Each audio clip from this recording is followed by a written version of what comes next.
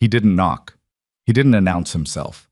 Vittorio-san simply walked into the life of a woman he had already destroyed once and smiled like a man who had never lost a night's sleep over it. That smile, measured, almost paternal, was the most dangerous thing Serena Vale had seen in 8 years. More dangerous than the gun she knew was holstered beneath his coat. More dangerous than the two men who had positioned themselves at either end of the platform before she even noticed they were there. "You look well," Vittorio said, settling both hands on the ticket counter between them like he owned it. Like he owned her. Noah must be, what, 8 now? The mention of her son's name hit her like cold water. She hadn't run far enough. She had never run far enough.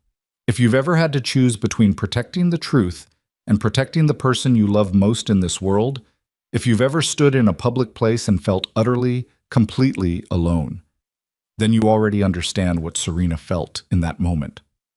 The rest of this story is about what she did next.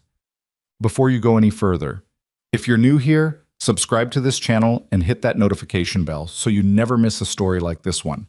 Drop a like and leave a comment telling me what city or country you're watching from.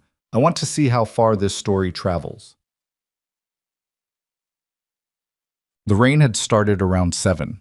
Not the dramatic movie-style downpour that makes people look up from their phones and notice things. This was the slow, miserable Chicago drizzle that soaks through a coat before you realize it's happening. The kind of rain that just wears people down.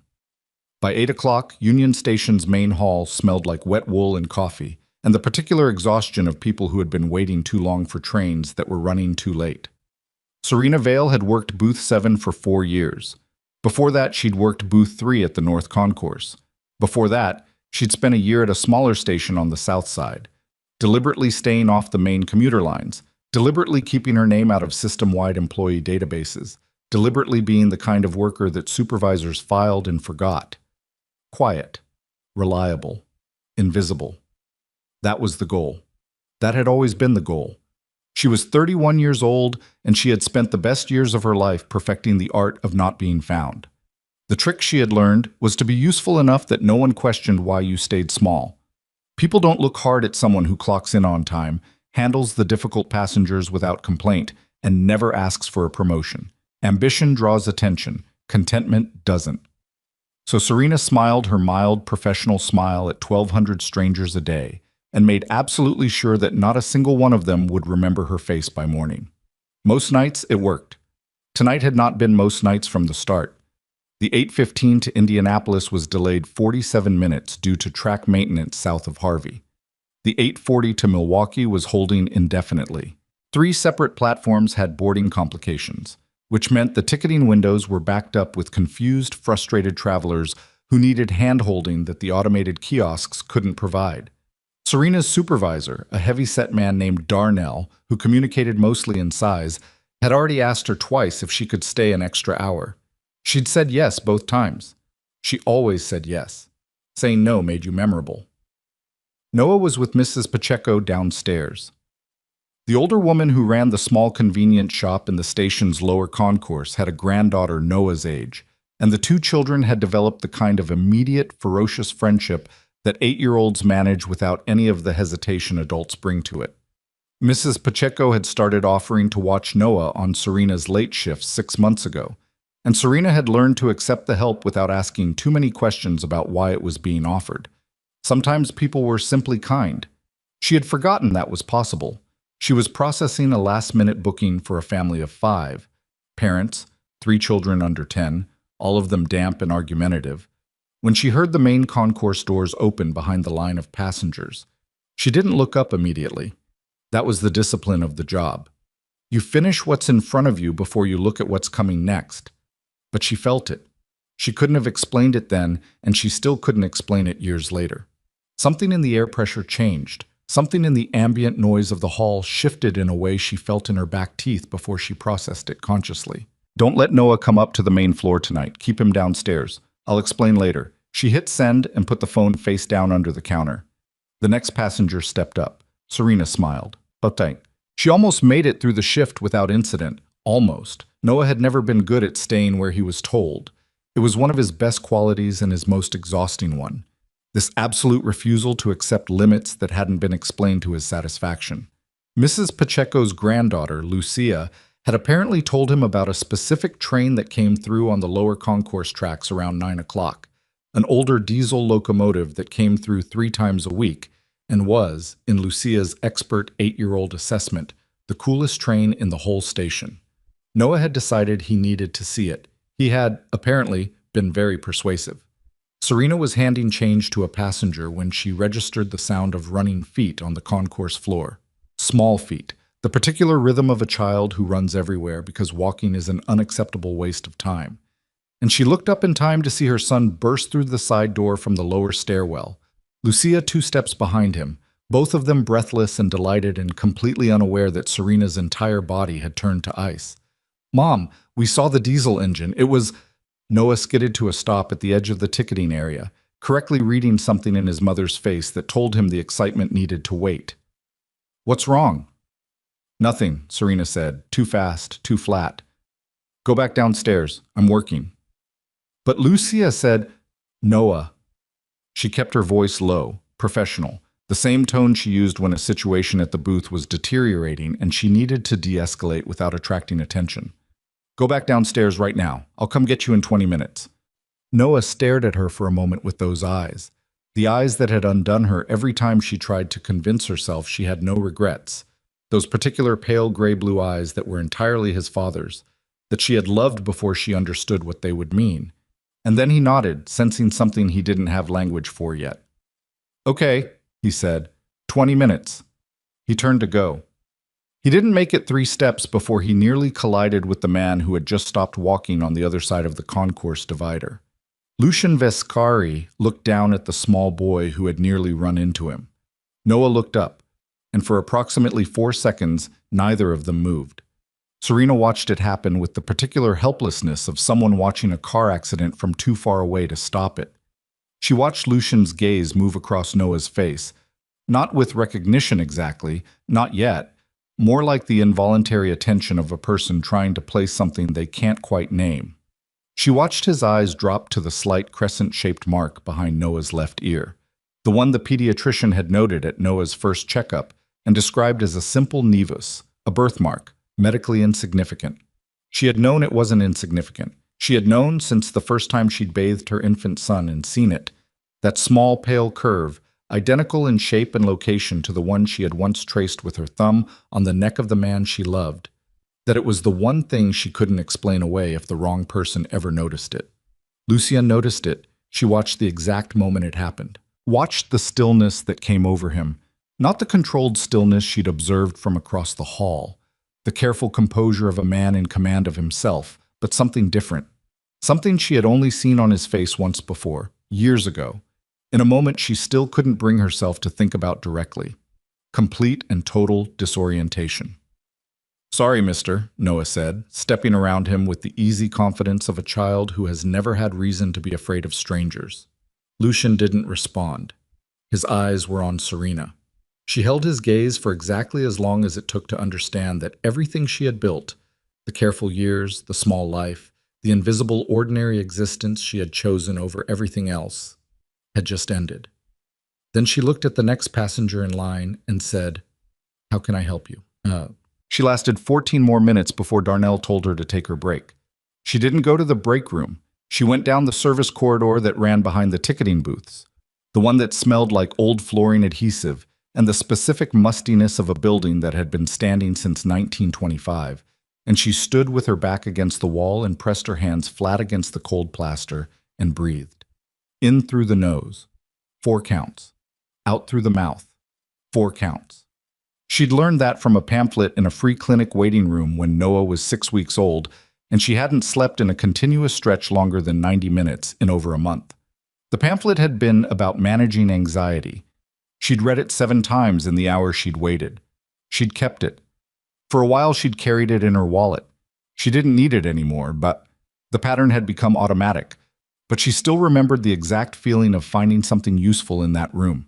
"You can manage this," she told herself. "You've managed worse." Had she, though? She pressed her palms harder against the wall. The problem was not that Lucian had seen Noah. The problem was what Lucian Viscari would do with what he'd seen. The man she'd fallen in love with 9 years ago. The one she'd met on a cross-country train to Seattle. The one who had made her laugh for 6 straight hours over terrible diner coffee in the dining car. The one who had somehow convinced her that the world was larger and stranger and more worth paying attention to than she'd previously believed. That man had been capable of many things. Jealousy, yes. Stubbornness, absolutely. A terrifying competence that occasionally tipped into arrogance, but not cruelty, not deliberate harm. But that man had also not yet inherited the leadership of the most powerful criminal organization east of the Mississippi. The Lucian she'd seen across the concourse tonight was 9 years older and had spent those years running an empire held together by violence and leverage. She'd kept careful track from a distance, through channels that wouldn't draw attention back to her. She'd needed to know where he was. She'd needed to know who he was becoming. It was the only information she allowed herself. And what she'd learned had confirmed, over and over, that she'd made the right choice. Hadn't it? He has a son, she told herself. That's what he knows. He knows he has a son. She pushed off the wall and straightened her uniform jacket and walked back toward the booth. I was waiting, not at the counter. He wasn't in the public line, wasn't making a scene, wasn't doing anything that could be described as a confrontation. He was simply standing 20 feet from booth 7 with his hands in his coat pockets, positioned where she would see him immediately when she emerged from the service corridor, and where she couldn't pretend she hadn't. The man from earlier, the one he'd been speaking to, was nowhere visible. That, somehow, was worse. Serena walked to her booth, slid into her chair, and brought up the booking interface on her screen. 3 passengers were waiting in line. She began processing them. Fast, efficient, professional. Lucienne didn't move. When the last passenger in her line took their tickets and walked away, the next 60 seconds were the longest she had experienced since the night she'd left. Serena. His voice was exactly the same. That was the thing she hadn't accounted for. She'd imagined distance would have changed it, hardened it, maybe, or made it feel foreign to her. Instead, it landed exactly where it always had, in that specific place behind her sternum that she'd spent 8 years insisting was closed. I'm working, she said without looking up. I know. A pause. I need 2 minutes. I don't have 2 minutes. Serena? Sir? She looked up now, making it professional, making it public, keeping her voice at exactly the register of a station employee managing a passenger who was beginning to become a problem. If you need to purchase a ticket, I'm happy to help you. If you're not here to purchase a ticket, I need to ask you to step away from the counter. Something moved across his face. Not anger. She'd braced for anger. Something more complicated. I'm not here to fight with you, he said quietly. I know you're not. She held his gaze. That's what you would have said 9 years ago, too. Please step away from the counter. He didn't move for a moment. Then he reached into his coat pocket and set something on the counter between them. Not a weapon. Not a phone. A train ticket. An actual ticket, dated 9 years ago, for the Seattle route, already stamped used. She stared at it. I've had it for 9 years, Lucian said. I want to know why you left. She couldn't breathe. She couldn't breathe, and there were 3 new passengers entering the line behind him, and the station intercom was announcing a platform change for the 9:20.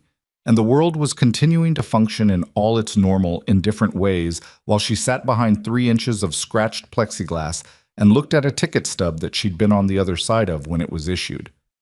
Step away from the counter, she said again. Her voice came out steady. She was proud of that and ashamed of it simultaneously. He picked up the ticket. He stepped back, but he didn't leave. Her shift ended at 10:30. She'd been hoping he would grow impatient. She'd been hoping the Lucian Viscari, who ran a criminal organization and had 16 things requiring his attention at any given moment, would find a reason to be somewhere else. She'd been counting on it. He was still there at 10:28 when she logged out of the system, still in the same position he'd taken up an hour earlier, with the uncanny stillness of a man who had learned to be patient in ways that probably terrified anyone on the other end of that patience. She collected her bag. She straightened her chair. She went through every small ritual of the end of a shift with meticulous care, delaying each departure by the maximum plausible seconds. Then she walked out of the booth and directly toward him, because the alternative was to spend the next several hours managing what direction he might move in. And she was tired, and she had a son to collect, and she was so deeply, fundamentally tired of being afraid. "You need to hear this once," she said, when she was close enough that he could hear her without her raising her voice. "Whatever you think you saw tonight." "He has the birthmark," Lucian said. The sentence arrived with no preamble and no cruelty. Just the flat acknowledgement of someone stating a thing they have confirmed and no longer need to argue about. Serena said nothing. "Every Vescary male for 4 generations," he said. "Same spot, same shape. You know that. You've known that since before he was born." Still nothing. "I'm not here to take anything from you," he said. I'm not threatening you. I need you to understand that." People who aren't threatening usually don't need to say so. He absorbed that. "You're right. I know I'm right. I need to understand what happened." His voice had changed slightly. Not softer exactly, but less managed. The control had developed a hairline fracture. "I need to know why you left. I need to know what I did." Serena looked at him for a long moment. "You didn't do anything," she said. And she watched his face process that. Watched the assumption he'd been living with for 8 years. The story he'd built and rebuilt and made his own personal mythology out of. The belief that she had taken something and run begin to crack at the foundation. "Then why? Don't." She shook her head. "Not here. Not tonight." "When?" She studied him. This man who had become something she'd spent years convincing herself she didn't love. This careful, still, contained person who had a crescent birthmark and a train ticket he'd carried for 9 years. "I have to get my son," she said. She started to walk past him. "Serena." She stopped, didn't turn around. "The letter," he said. "The one you left. I kept that too." Her hands, inside her coat pockets, went absolutely still. "I never wrote a letter," she said. The silence behind her lasted 3 full seconds. When she heard his exhale, the specific sound of a man whose entire understanding of the last 9 years has just been taken out from under him, she made herself keep walking. Because if she stopped, if she turned around, if she let herself look at his face in that moment, she wasn't sure she'd be able to make herself leave. And until she knew who was watching, who had found her, and how much danger her son was already in, leaving was the only thing that mattered. She pushed through the door to the lower concourse stairwell and let it close behind her. Down in the lower concourse, Mrs. Pacheco had Noah and Lucia sitting at the small table behind the counter, both of them working through a bag of chips and a debate about whether the diesel locomotive or the electric commuter trains were better. A debate that Noah was prosecuting with the focused intensity he brought to any disagreement involving facts he believed he could win with. He looked up when Serena came through the door. 23 minutes, he said. "I know." She held out her hand. He studied her face with those impossible eyes for one long moment. Then he picked up his backpack and took her hand and didn't ask any of the questions she could see forming behind his expression. That, she thought, as she thanked Mrs. Pacheco and guided her son toward the side exit, the one that fed into the parking structure instead of the main concourse, was the thing about Noah that she loved most and worried about most in equal measure. He always knew when something was wrong. He just didn't know yet how much could depend on not saying so out loud. The rain was still falling when they emerged into the parking structure, softer now, but persistent. She kept her son's hand in hers and her eyes moving and her pace steady, not fast enough to alarm him, not slow enough to feel careless. And she told herself that she had time. She'd gotten 8 years. That was more than she'd expected. She just needed to figure out, before the situation was taken out of her hands, what she was going to do now that the person she'd been running from and the person she'd spent 8 years protecting had stood 4 feet apart in the middle of a train station and looked at each other. And she needed to figure out very quickly who had sent that letter. Because if Lucien hadn't written it, and she had never, not for a single moment, believed that he had, then someone else had arranged everything. Someone who had wanted them separated. Someone who had known enough about both of them to make it work. That kind of knowledge didn't come from enemies. It came from people who were close enough to be trusted. She pressed the key fob. The car's lights flashed twice in the gray concrete dark. "Mom?" Noah's voice, quiet, careful. "Yeah, baby." "Is everything okay?" She looked down at him. At the eyes she couldn't change and the birthmark she couldn't hide, and the small face that had his jaw and her stubbornness, and absolutely no idea how complicated a person he had been from the moment he was born.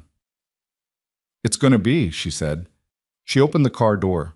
She didn't believe it yet, but she had said it out loud, and that was where everything in her life had always started, with a decision made before she was ready to make it, in a moment that demanded something she wasn't sure she had. She started the car. Behind them, somewhere in the lit interior of Union Station, a man who had carried a train ticket for 9 years was standing in the empty main concourse, putting together a new version of a story he thought he'd already understood. And in an office 3 floors above street level, on the other side of the city, a phone was ringing. The man who answered it listened for 11 seconds. Then he said, "So she's still here." He set the phone down without waiting for a response. He had known Serena Vale would surface eventually. Patient people always did. And he had spent 8 years preparing for exactly this moment, which meant that whatever she thought she was protecting, whatever careful little life she'd constructed out of obscurity and silence and the misguided belief that small was safe, he was already several moves ahead. He'd been ahead from the beginning. That was the thing neither of them had ever understood about Vittorio Sans. He didn't manipulate situations. He architected them. She drove 3 blocks before she realized she was being followed. Not tailed. That was the wrong word for it, because tailing implied someone was trying to stay hidden, and the black SUV 2 car lengths back wasn't even bothering.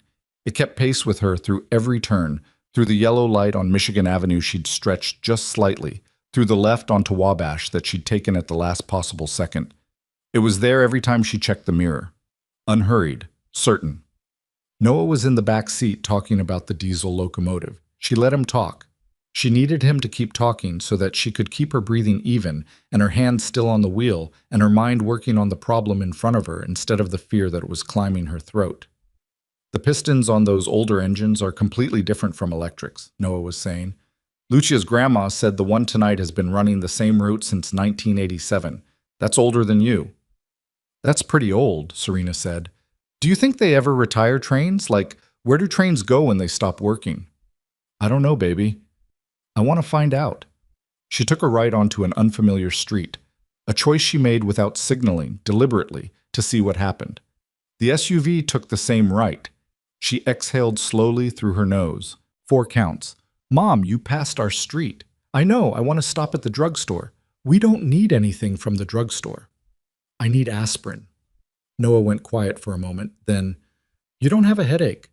He was 8 years old, and he was already too perceptive for her to manage comfortably. She'd thought it was adorable when he was 5. She was less certain how she felt about it now. "I might have one later," she said. She pulled into the drugstore parking lot and sat for a moment with the engine running. In the mirror, the SUV had stopped at the curb half a block back. Not pulling in, not leaving, just sitting there with its headlights on in the thin rain, patient as something geological. She turned off the engine. "We're going inside," she said. "Stay next to me." "Serena, Mom." He always corrected himself back to Mom when he heard the tone in her voice. "What's going on?" "Inside," she said. "Then we'll talk." She used the store's landline to call a cab, paying cash for the phone's use, something the teenage cashier clearly thought was insane, while Noah stood beside her with his backpack on his chest instead of his back, the way she'd taught him to carry it in crowds. She'd framed it as a pickpocket precaution when he was 6. She hadn't told him it was also about keeping his hands free. The cab came in 11 minutes. They left through the store's back delivery exit. The SUV, as far as she could tell, was still parked at the curb on the other side of the building. She didn't think they'd lost them. She thought whoever was in that vehicle had simply allowed her to believe she had. There was a difference. It mattered.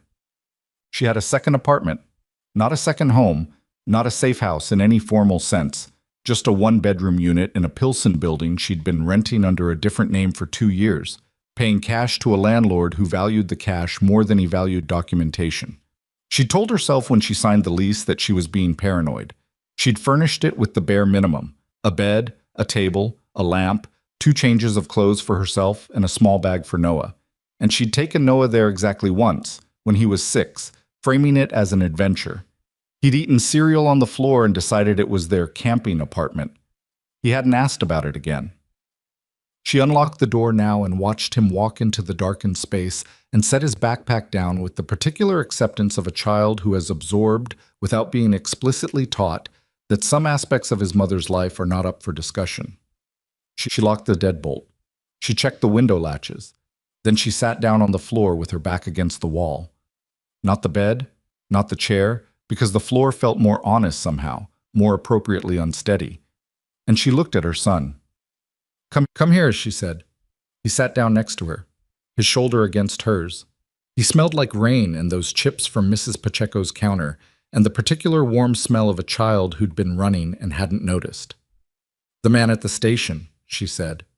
Noah's shoulder went slightly rigid against hers. The tall one. Did he say anything to you? No, I almost ran into him. He looked at me weird. Weird how? Noah thought about this with his customary methodical seriousness.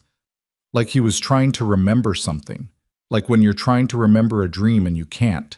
Serena was quiet for a moment. His name is Lucian Vescari. Another silence. Longer.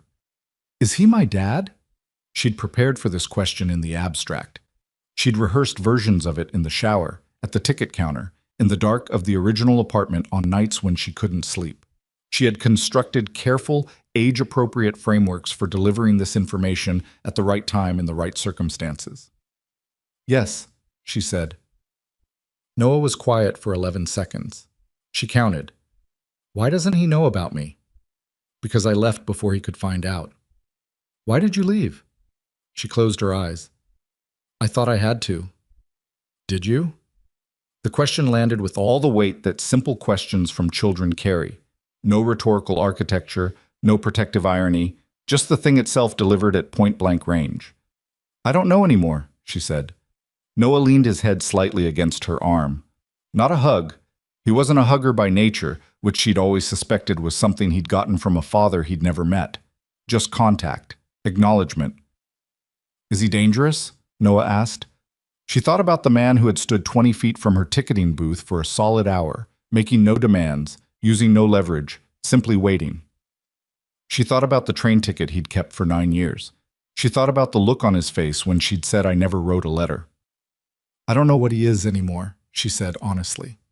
That's not a no, Noah said. No, she agreed. It's not.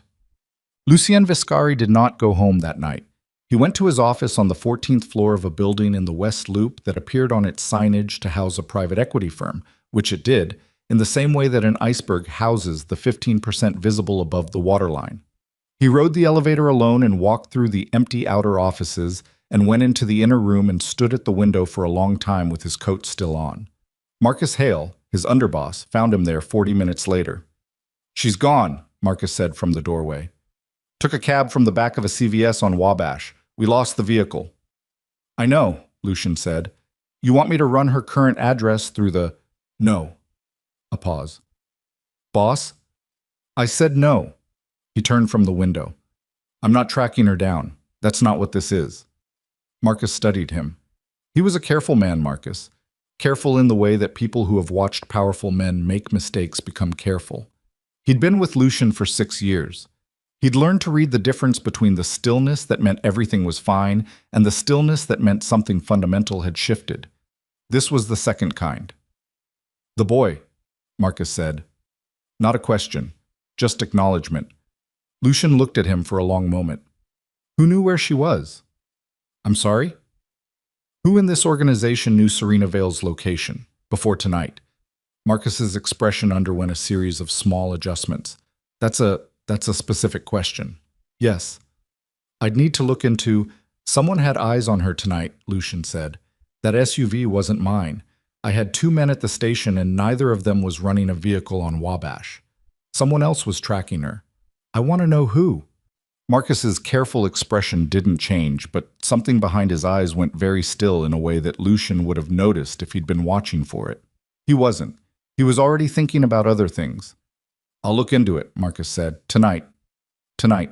A beat. There's something else. Vittorio called. He wants a meeting tomorrow. Lucian turned back to the window. Tell him noon. He said it was urgent. Everything Vittorio says is urgent. Tell him noon. Marcus nodded and left. Lucian stood at the window and looked at the rain on the glass and thought about a woman who had stood behind 3 inches of plexiglass and told him she'd never written a letter. He'd believed her. That was the part he couldn't get past. He'd believed her immediately. The way you believe things that rearrange the architecture of everything you thought you knew. Not because they're comfortable, but because some part of you has been waiting, for a very long time, for someone to say exactly that. He pulled out his phone and made a call. "I need you to find something," he said when it picked up. "A letter. From approximately 9 years ago. I need to know who wrote it, and I need to know how it got to me."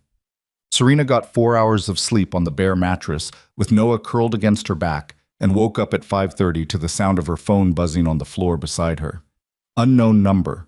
She almost didn't answer. She answered. "Serena." The voice was warm, measured, familiar in the way that a thing you haven't touched in years can still feel familiar. Your hands remember the shape of it before your brain catches up. "I hope I haven't woken you." Vittorio Sans. Her whole body went cold in a way that had nothing to do with the apartment's inadequate heat. "How did you get this number?" she said. Not a question, a statement of the fact that he had it. "You've been very careful," he said, in the tone of a man complimenting a child's drawing. "Really, Serena, 8 years in the same city. That takes nerve. Most people run further." "What do you want?" "The same thing I've always wanted. For everyone to behave sensibly." A pause. She could hear something ambient behind him.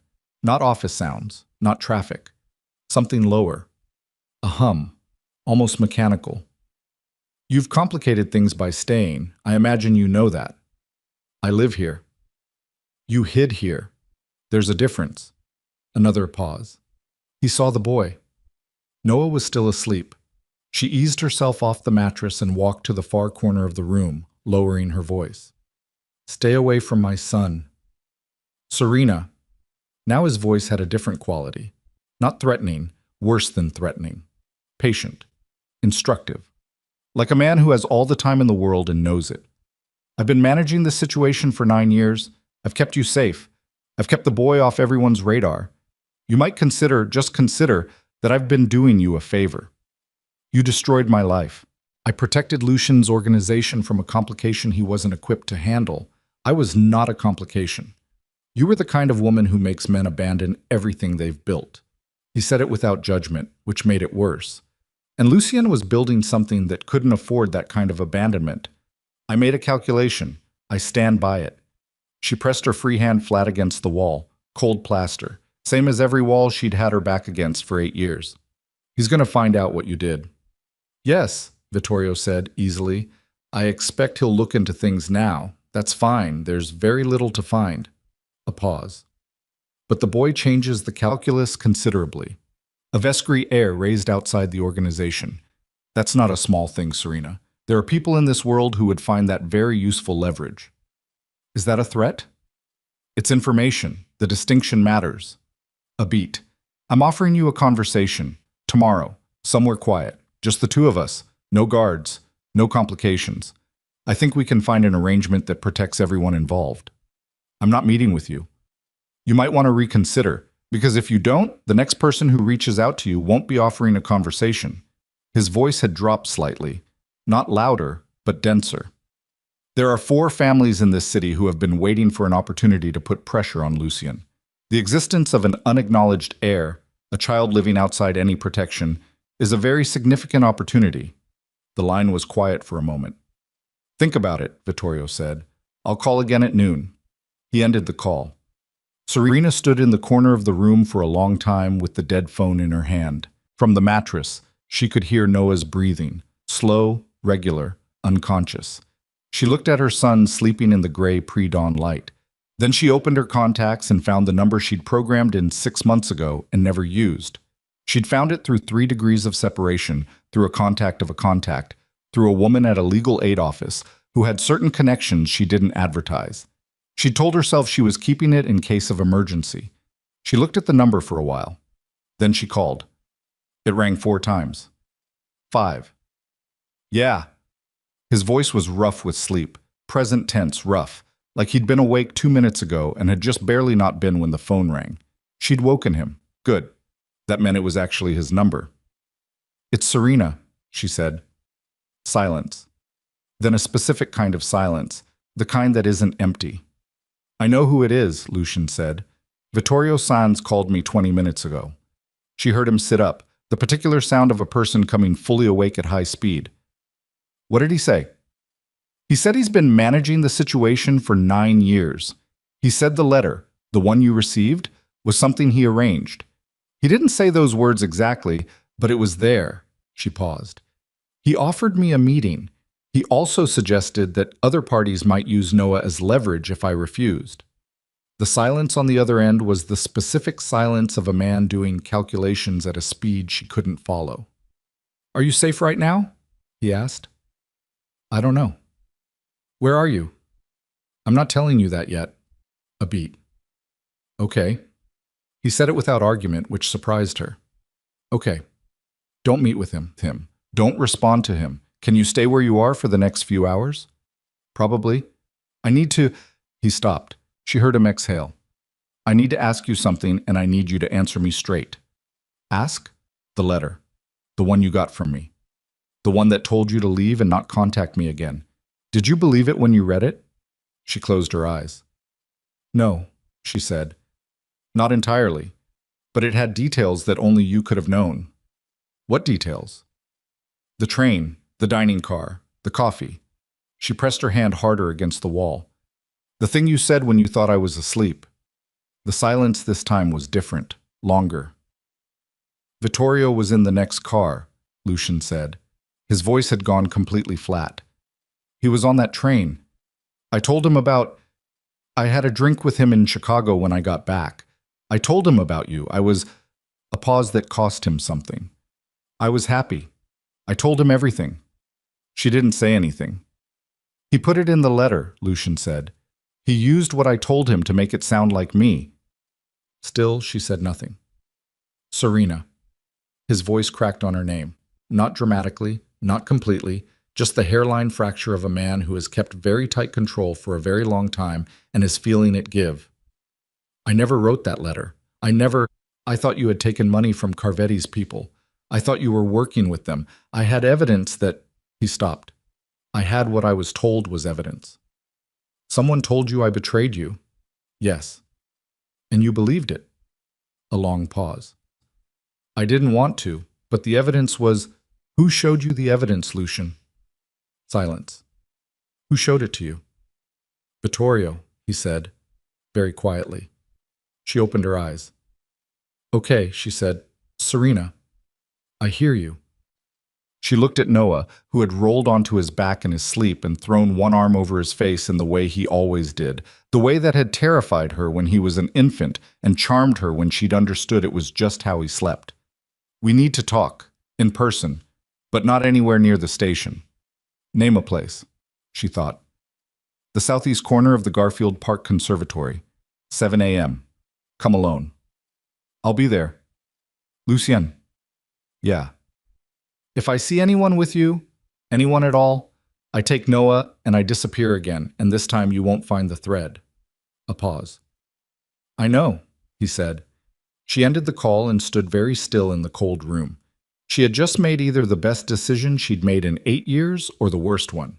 She genuinely could not tell which. I was there at 6:47. She'd arrived at 6:15 after leaving Noah with strict instructions and a charged phone and a protocol she'd explained to him once before, 3 years ago, framing it as a fire drill. He'd absorbed it then without visible anxiety, which was either a sign of his fundamental stability or a sign that she'd frightened him sufficiently that he'd learned to hide the anxiety, and she was no longer certain which interpretation was correct. She watched Lucien from behind a row of tropical ferns for 6 minutes before she moved. She needed to confirm he was alone. She also needed the 6 minutes to settle the specific tremor that had started in her hands somewhere around 6:30 and hadn't stopped. He was alone. He stood near the door with his hands in his coat pockets and his shoulders carrying the slight forward set that she recognized as what he looked like when he was actually uncertain. Not performing uncertainty, actually feeling it. She'd only seen it a handful of times 9 years ago, and the recognition of it now moved through her like something she didn't have a word for. She stepped out from behind the ferns. He turned immediately. She'd made almost no sound. He'd been listening. They looked at each other across 15 feet of humid, plant-smelling air. "You look tired," he said. "I got 4 hours of sleep in an unheated apartment." She walked toward him and stopped at a distance that felt like a negotiating position. Close enough for a real conversation, far enough to have an exit. "You look—" She stopped. "What?" "Like someone who hasn't stopped moving since last night." "I haven't."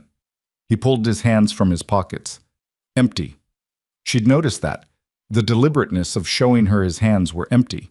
"I had my forensic accountant look at the letter records. The one I received. The one that said you were working with Carvetti. The file number on the source documents doesn't match any legitimate surveillance operation in our records. It was fabricated. Vittorio fabricated it. The signature on the authorization is his.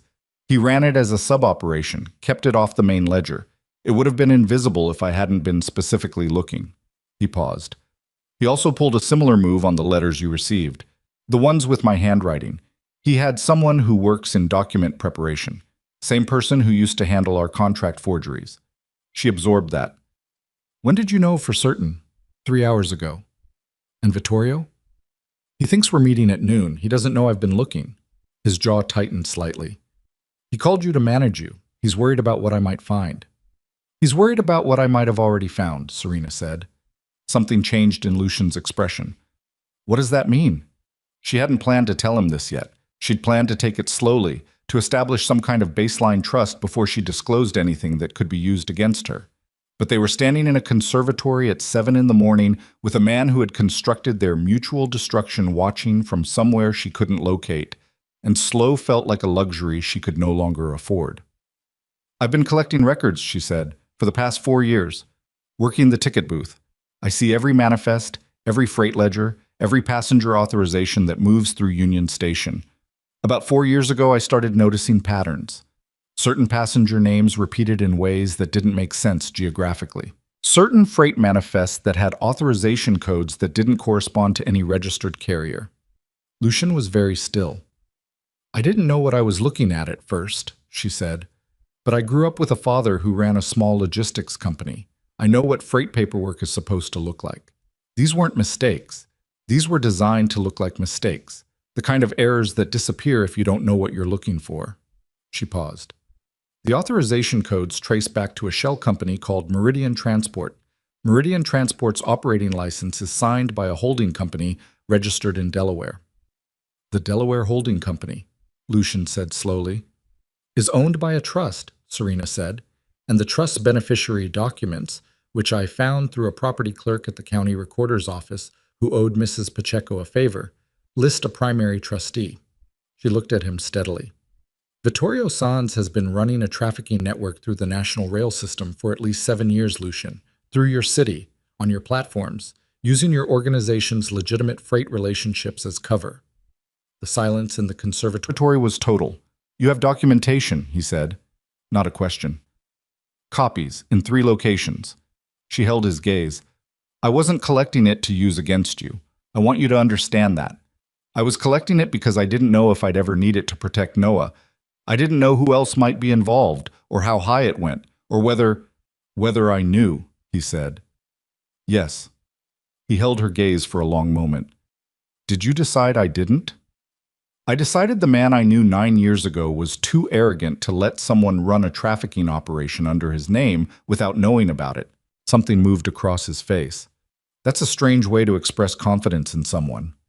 "I'm not expressing confidence. I'm expressing a calculated assessment of your ego." "It's accurate," he said, without humor. "I know." They stood in the humid warmth of the conservatory, with rain starting again against the glass panels overhead, and Serena understood.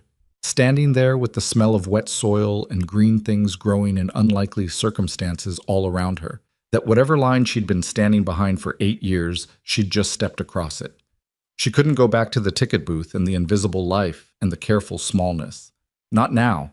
Not with Vittorio knowing where she was and what she had. "I need to get Noah," she said. "I'll come with you." "You'll wait here." She watched his face tighten at that. "I need him to see me first. Alone. Then you." She paused. "He knows who you are. I told him last night. Lucien went very still. You told him. He already knew something was wrong. He would have drawn his own conclusions. Some of them might have been worse. She picked up her bag. 10 minutes. She walked toward the exit. She heard him exhale. Slow, controlled. The breath of a man who has learned to absorb impact without going down. She pushed through the door into the gray morning air. Noah was waiting in the car exactly where she'd left him, phone in hand, working through some problem on a math app with the single-minded focus he brought to anything that had a correct answer at the end of it. He looked up when she opened the door. Everything okay? He said. Your father is inside, she said. He wants to meet you. Noah looked at her for a moment. Then he set down the phone with the deliberate precision of someone putting away a thing they're genuinely done with, and straightened in his seat, and did something she'd seen him do before tests and difficult conversations. Rolled his shoulders back, settled his spine, arranged his face into its most attentive and alert expression. 8 years old and already building armor. She wasn't sure if that broke her heart or made her proud. Probably both. It was usually both with him. Okay, he said. She took his hand as they walked back inside. His fingers closed around hers, tight, deliberate, not afraid but not entirely steady either. Lucien was standing where she'd left him. When Noah came through the door, Lucien's face did the thing it had done in the station.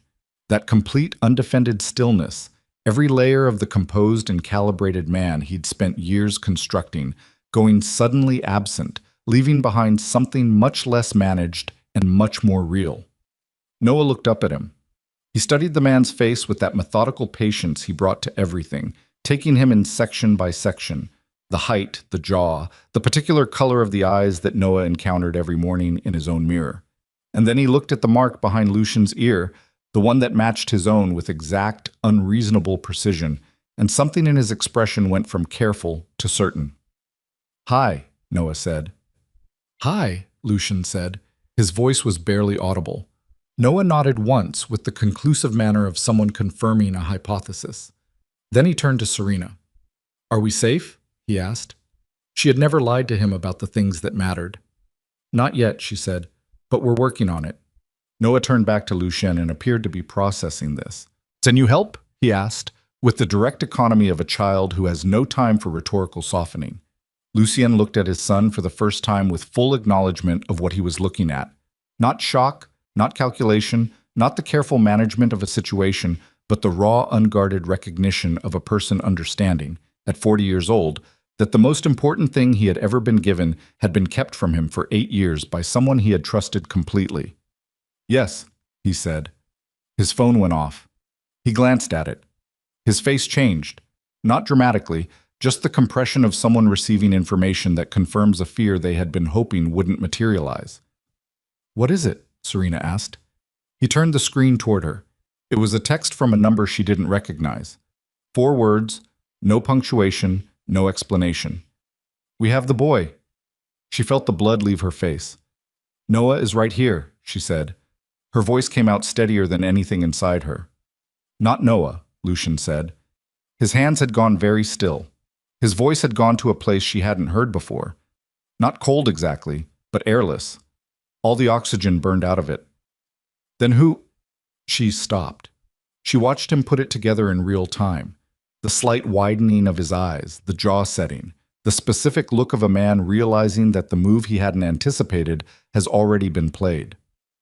Vittorio has Marcus, he said. His underboss. The man he'd sent last night to find out who had been tracking her.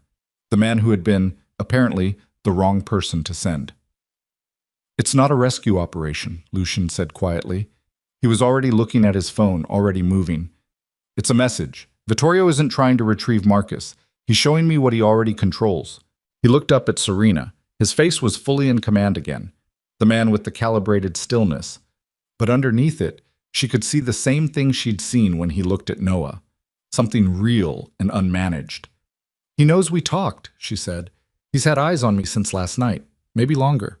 Lucien looked at Noah, then back at her. I need you and Noah somewhere he can't reach, right now. Not the station, not your apartment, nowhere he already knows about. I have a place, she said. Does he know about it? No? You're certain? No one knows about it. She held his gaze. But Lucien, the documentation I told you about, my copies. If Vittorio figures out what I have, he'll come for those too. Where are they? One is on me. She touched her jacket pocket briefly. One is in a safety deposit box at a bank branch on Cermak. One is in a waterproof case under the third bench from the south entrance at Humboldt Park. He was already memorizing. She could see it. I'll get the other two. You take Noah and you go. What are you going to do? He slid his phone into his pocket. He looked at his son one more time. A fast look, not lingering, the look of a person filing something away for later because later is not now and now requires different things. I'm going to find out how many years Vittorio has been building this, he said, and then I'm going to take every piece of it apart while he's still watching. He started for the exit. Lucien. She said it before she'd decided to. He turned. She didn't say what she'd been going to say. She wasn't even sure what it was. Something true and poorly timed and probably better left unspoken. Be careful, she said instead. He looked at her the way he'd looked at that train ticket. Like something he'd been carrying for 9 years that had finally been given permission to mean what it actually meant. Then he was gone through the door, and the humid air of the conservatory settled back into stillness. And Serena took her son's hand and felt his fingers tighten around hers again, and understood with complete clarity that every careful boundary she had constructed between herself and Lucien Vescari, every wall, every distance, every principled refusal, had just been rendered irrelevant by a forward text message and the sound of a man walking back into her life like he'd never left. There was no version of the next 24 hours that looked like the life she'd built. That life was over. What came next, she didn't know. But she was done being invisible, done being careful, done being small enough that the wrong people forgot she existed. They'd found her anyway. It was time to stop running and start using what she had. The safety deposit box was empty, not broken into, not forced.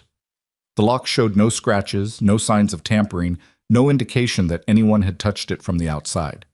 The branch manager, a small, careful woman named Dolores, who had been apologizing since the moment Lucien showed his identification, kept repeating that their security protocols were impeccable, that no unauthorized access had been logged, that she couldn't understand how this was possible. Lucien understood exactly how it was possible. Someone with a legitimate key had opened it. He stood in the small private room with the empty metal drawer on the table in front of him and did the arithmetic he didn't want to do. Serena had told him about the box at approximately 7:15 that morning. He'd arrived at 7:52. That was a 37-minute window. Long enough, barely, if someone had been listening to the conversation at the conservatory and had moved immediately. He pulled out his phone and called Serena. She picked up on the second ring. We're at the place. Noah's... The box is empty, he said. A silence. Long enough that he could hear her breathing change. That's not possible, she said. I'm the only person with a key. I keep it on me. Where is it right now? He heard movement, the sound of a bag being searched, a zipper, fabric against fabric. Then stillness. It's here, she said. The key is in my hand right now. Then someone made a copy. He kept his voice level. When did you last open that box?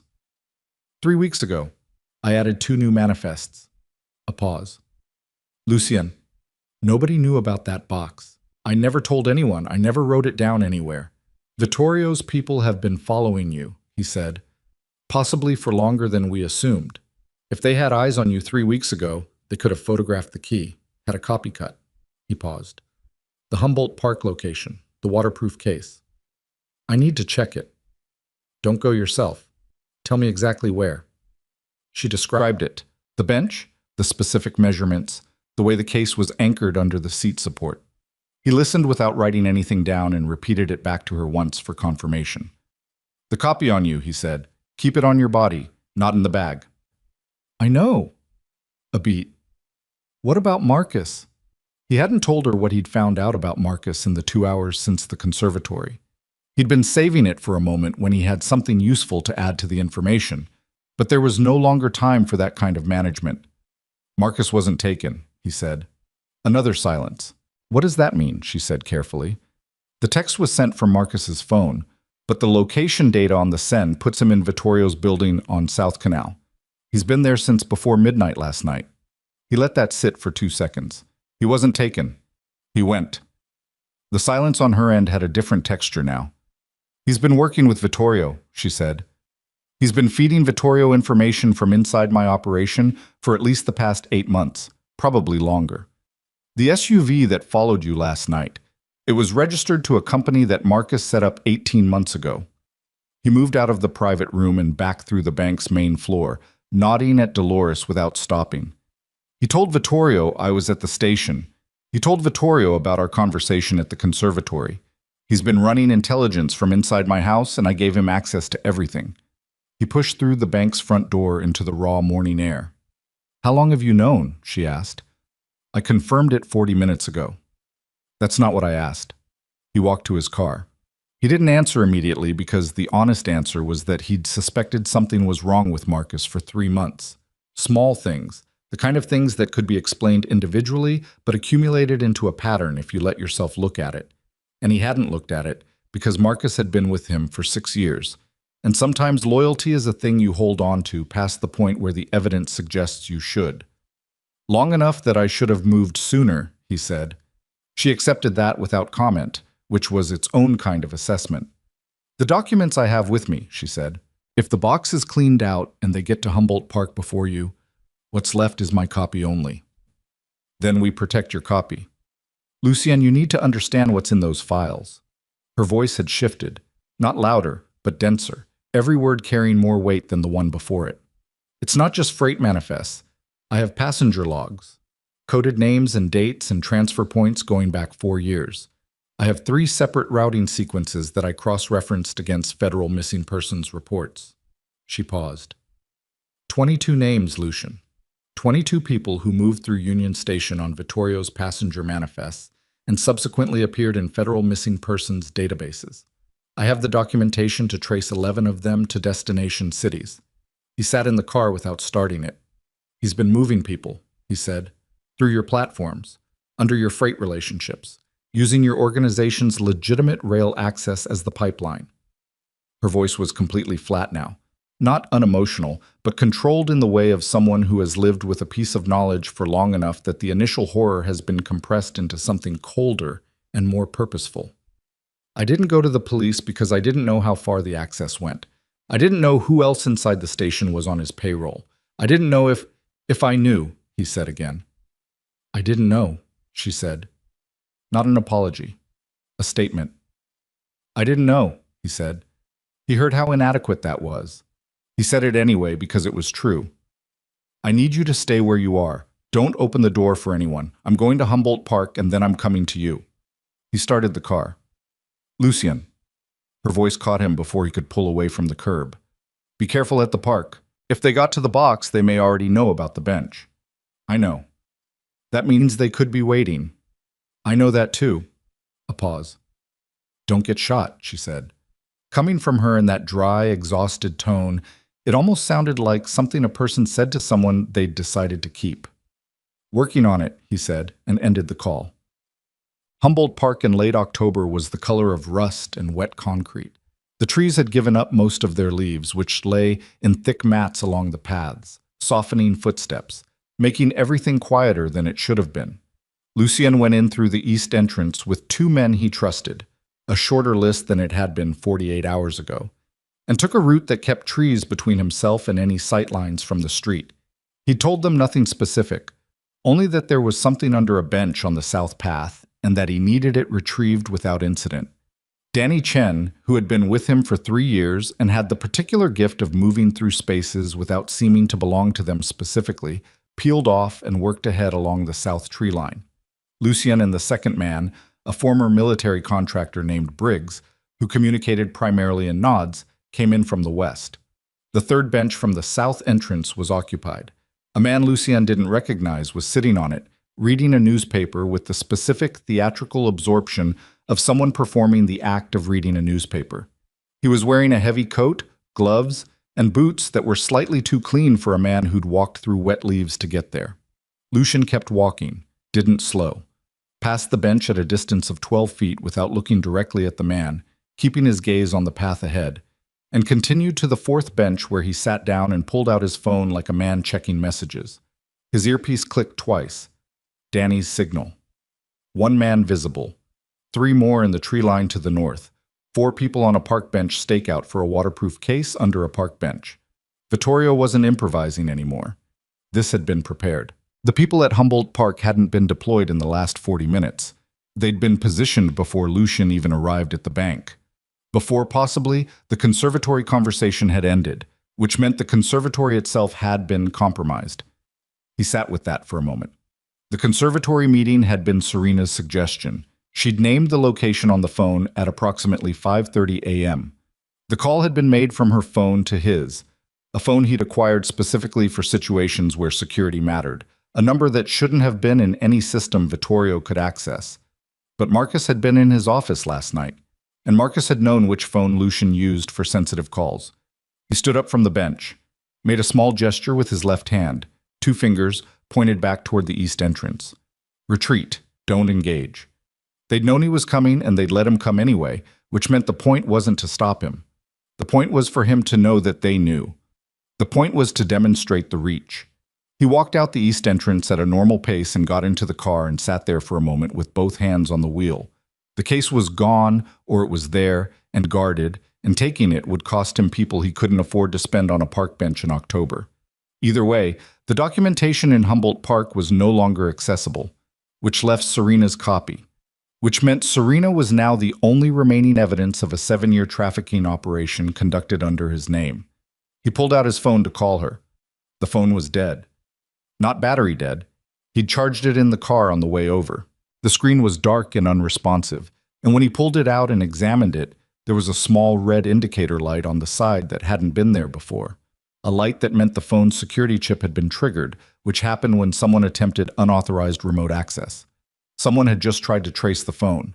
He removed the SIM card and snapped it. Then he got out of the car, dropped the phone through a storm drain, walked half a block to a convenience store, bought a prepaid burner with cash, and used it to call the only number he still trusted completely. His forensic accountant, Elena Marsh, picked up on the first ring, which meant she'd been awake. "Someone just tried to trace my secure phone," he said. "I know," she said. "I've been watching your network traffic for the last hour. Someone pinged your encrypted server at 4:47 a.m. They used a credential that's been dormant for 8 months. She paused. It was Marcus's backup credential. He activated it remotely sometime last night. What did they access? Contact lists, call logs, location history for the past 30 days. Another pause, and this one had weight to it. Lucien, your location history shows visits to 3 addresses you haven't disclosed to anyone. One of them is a Pilsen building on West 18th that you've never mentioned to me. He went completely still on the sidewalk outside the convenience store. He had never been to a Pilsen building on West 18th. His location history showed it because someone had edited his location history, which meant someone had been inside his network long enough and deeply enough to not just read data, but write it, to fabricate a history placing him at an address he'd never visited. The address Serena had mentioned. The backup apartment, the one nobody knew about. "Elena," he said, "close the network, everything, right now. It's going to take at least, do it now." He was already moving. "And get me a clean channel to Detective Souza at the Federal Rail Bureau. Tell him I have documentation of a trafficking operation conducted through the national rail system, and I need a protected line in the next 2 hours. Lucien, now, Elena." He ended the call and started walking fast toward his car, and was already running the calculation. Time from the network breach to when Vittorio's people could organize a response. Time from the response to when they could reach a Pilsen address. Time for him to cover the distance from Humboldt Park to West 18th Street in a car in mid-morning Chicago traffic. The numbers were close. Too close. I was 4 blocks away when he saw the smoke. Not heavy smoke, not a fire, not an explosion, just the thin gray drift of something burning in a controlled way. And it was coming from the right direction and the right distance, and his stomach dropped through the floor of the car before he'd consciously processed what he was looking at. He pulled up to the building and was out of the car before it had fully stopped. The front door was open.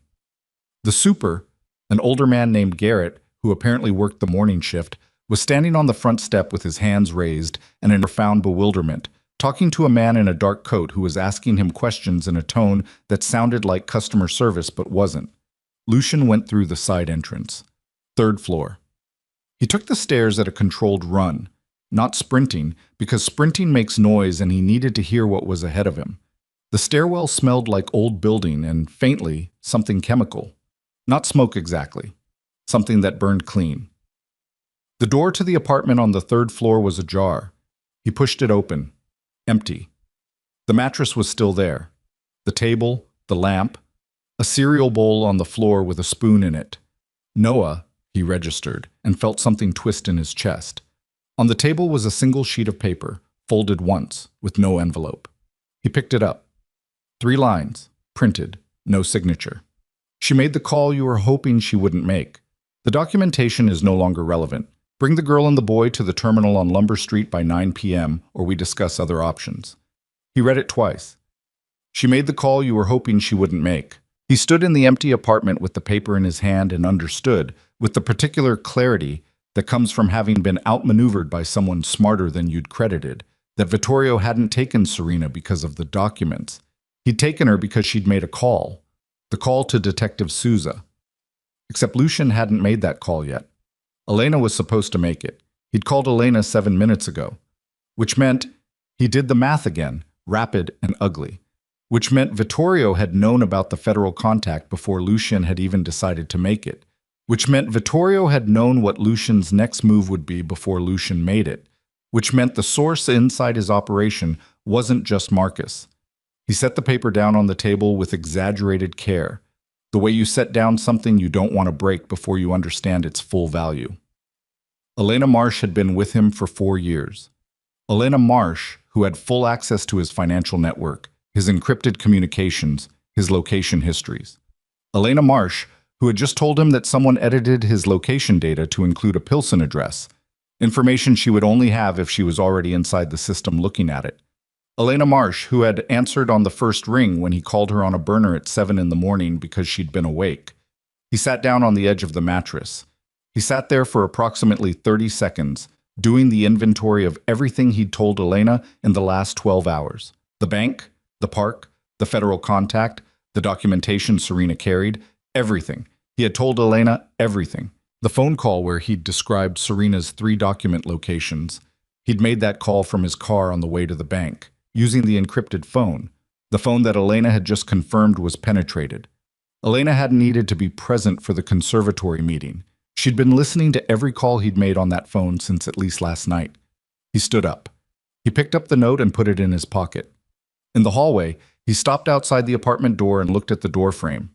There were fresh marks at the latch. Not damage exactly, more the micro-scarring of a lock that had been opened with a pick rather than a key. Professional work. Quick. The kind of job that takes under a minute and leaves almost nothing. They'd had time to set up, time to follow Serena here, force entry, take her and Noah, and be gone before he arrived. And they'd left the note because they wanted him to come to the terminal. The terminal was the controlled environment, the prepared ground, the place where Vittorio held every variable. He knew that. He was going anyway. But not the way Vittorio expected. He went back to the car and opened the glove compartment and removed the burner's packaging to get the number written on the inside of the box. The backup burner number he'd given only one person, weeks ago, before any of this had started. In a moment of precaution, he hadn't been able to fully explain to himself at the time. He dialed. It rang 6 times. "I wondered when you'd use this," said Nico Caras. Nico had been Lucien's father's fixer for 15 years before his father died, had retired to a house in Bridgeport, and had made it very clear that he had no interest in the current version of the Vescari operation, and even less interest in being pulled back into it. "Vittorio has a woman and a child," Lucian said. A long pause. "Where?" Nico said. "Lumber Street Terminal, 9 p.m. deadline." Another pause, longer. When Nico spoke again, his voice had changed, not harder, but more specific, like a tool being picked up after a long time on the shelf. "How many of your own people can you trust?" "Right now," Lucian calculated, 2. "That's not enough for the terminal." "I know.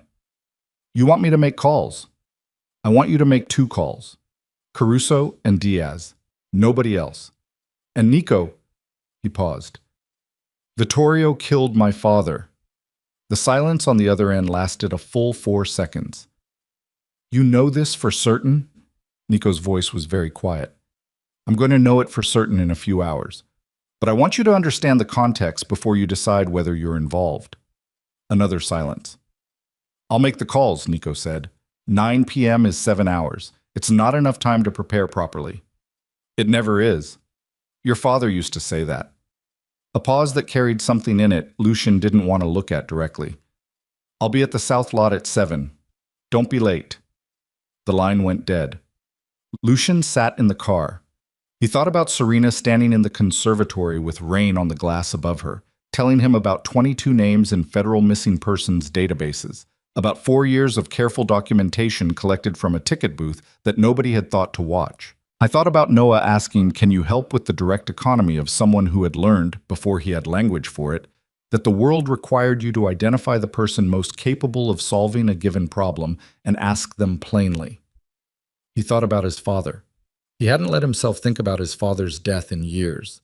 Not really, not with the full attention of someone who hasn't foreclosed the question. He'd been told it was a heart attack. He'd been 28 and grieving, and he'd had a syndicate to take over. And Vittorio had been there, steadying, advising, guiding him through every decision. Vittorio, who had been managing things for 9 years. Vittorio, who had separated him from the one person who might have told him to look harder at the things he was being told. He pulled out onto the street. He needed 3 things before 9 p.m. He needed to know exactly what was inside that terminal. He needed to understand what Vittorio's exit strategy was, because a man like Vittorio didn't issue ultimatums without a prepared exit, and he needed to find out if Detective Sousa at the Federal Rail Bureau had actually received Elena's call, or if that too had been intercepted and redirected. He also needed to find a way into the terminal that Vittorio hadn't already mapped. He drove west with the morning sun flat and cold behind him, and thought about a woman who had spent 4 years building a case from a ticket booth while raising a child alone, and being afraid every single day, and never once, as far as he could tell, considering stopping. He owed her more than he could calculate. He intended to have the chance to start paying. At 11:43 a.m., in a conference room on the 12th floor of the South Canal building, Vittorio Sans sat across a glass table from Marcus Hale and looked at the printout of the network access log with the satisfaction of a man reviewing work that has been done correctly. She had more than we expected, Marcus said. He had the slightly distracted quality of someone who has been awake all night on adrenaline and is beginning to feel the credit coming due. The manifests she collected go back further than our oldest server records. She was doing it manually, handwritten cross-references. She's meticulous, Vittorio said. He sounded almost admiring. She always was. Lucian used to say she was the most patient person he'd ever met. He set the printout down. Where is she now? Sub-level holding at the terminal. The boy is in the upper office, separated. Vittorio nodded. Good. Keep them separated. She'll be more manageable. He picked up his coffee cup and found it empty and set it down again without any visible frustration. And Lucien? He went to the park. He saw our people and left without engaging. Marcus shifted in his chair. He's going to come tonight. Of course he is. With whatever he can put together in 7 hours. Vittorio's expression didn't change. Which is why we won't be at the terminal at 9 p.m. Marcus looked at him. The terminal is a message, Vittorio said, with the patient tone of someone explaining something to a person who is almost there. The message is that I control the timeline. When he arrives at 9 and finds it empty, he'll understand that the timeline has changed. The actual conversation will happen on my terms, at my location, when he's been awake for 36 hours, and has spent an evening preparing for a confrontation that didn't materialize. He folded his hands on the table. Exhausted people make agreements they wouldn't otherwise make. Marcus was quiet for a moment. What about the woman? He asked. The documentation she has on her is now in my possession. Vittorio's expression was mild. We took it when we took her. She had it in an interior jacket pocket. She was quite determined to keep it. A pause. She has a bruise on her left arm from the effort. Marcus nodded slowly. And the boy? He asked. What's the actual play with the boy? Vittorio looked at him for a moment with the flat, appraising look of someone deciding how much to tell a person who is useful but not essential. The boy, he said, is Lucian's only remaining weakness.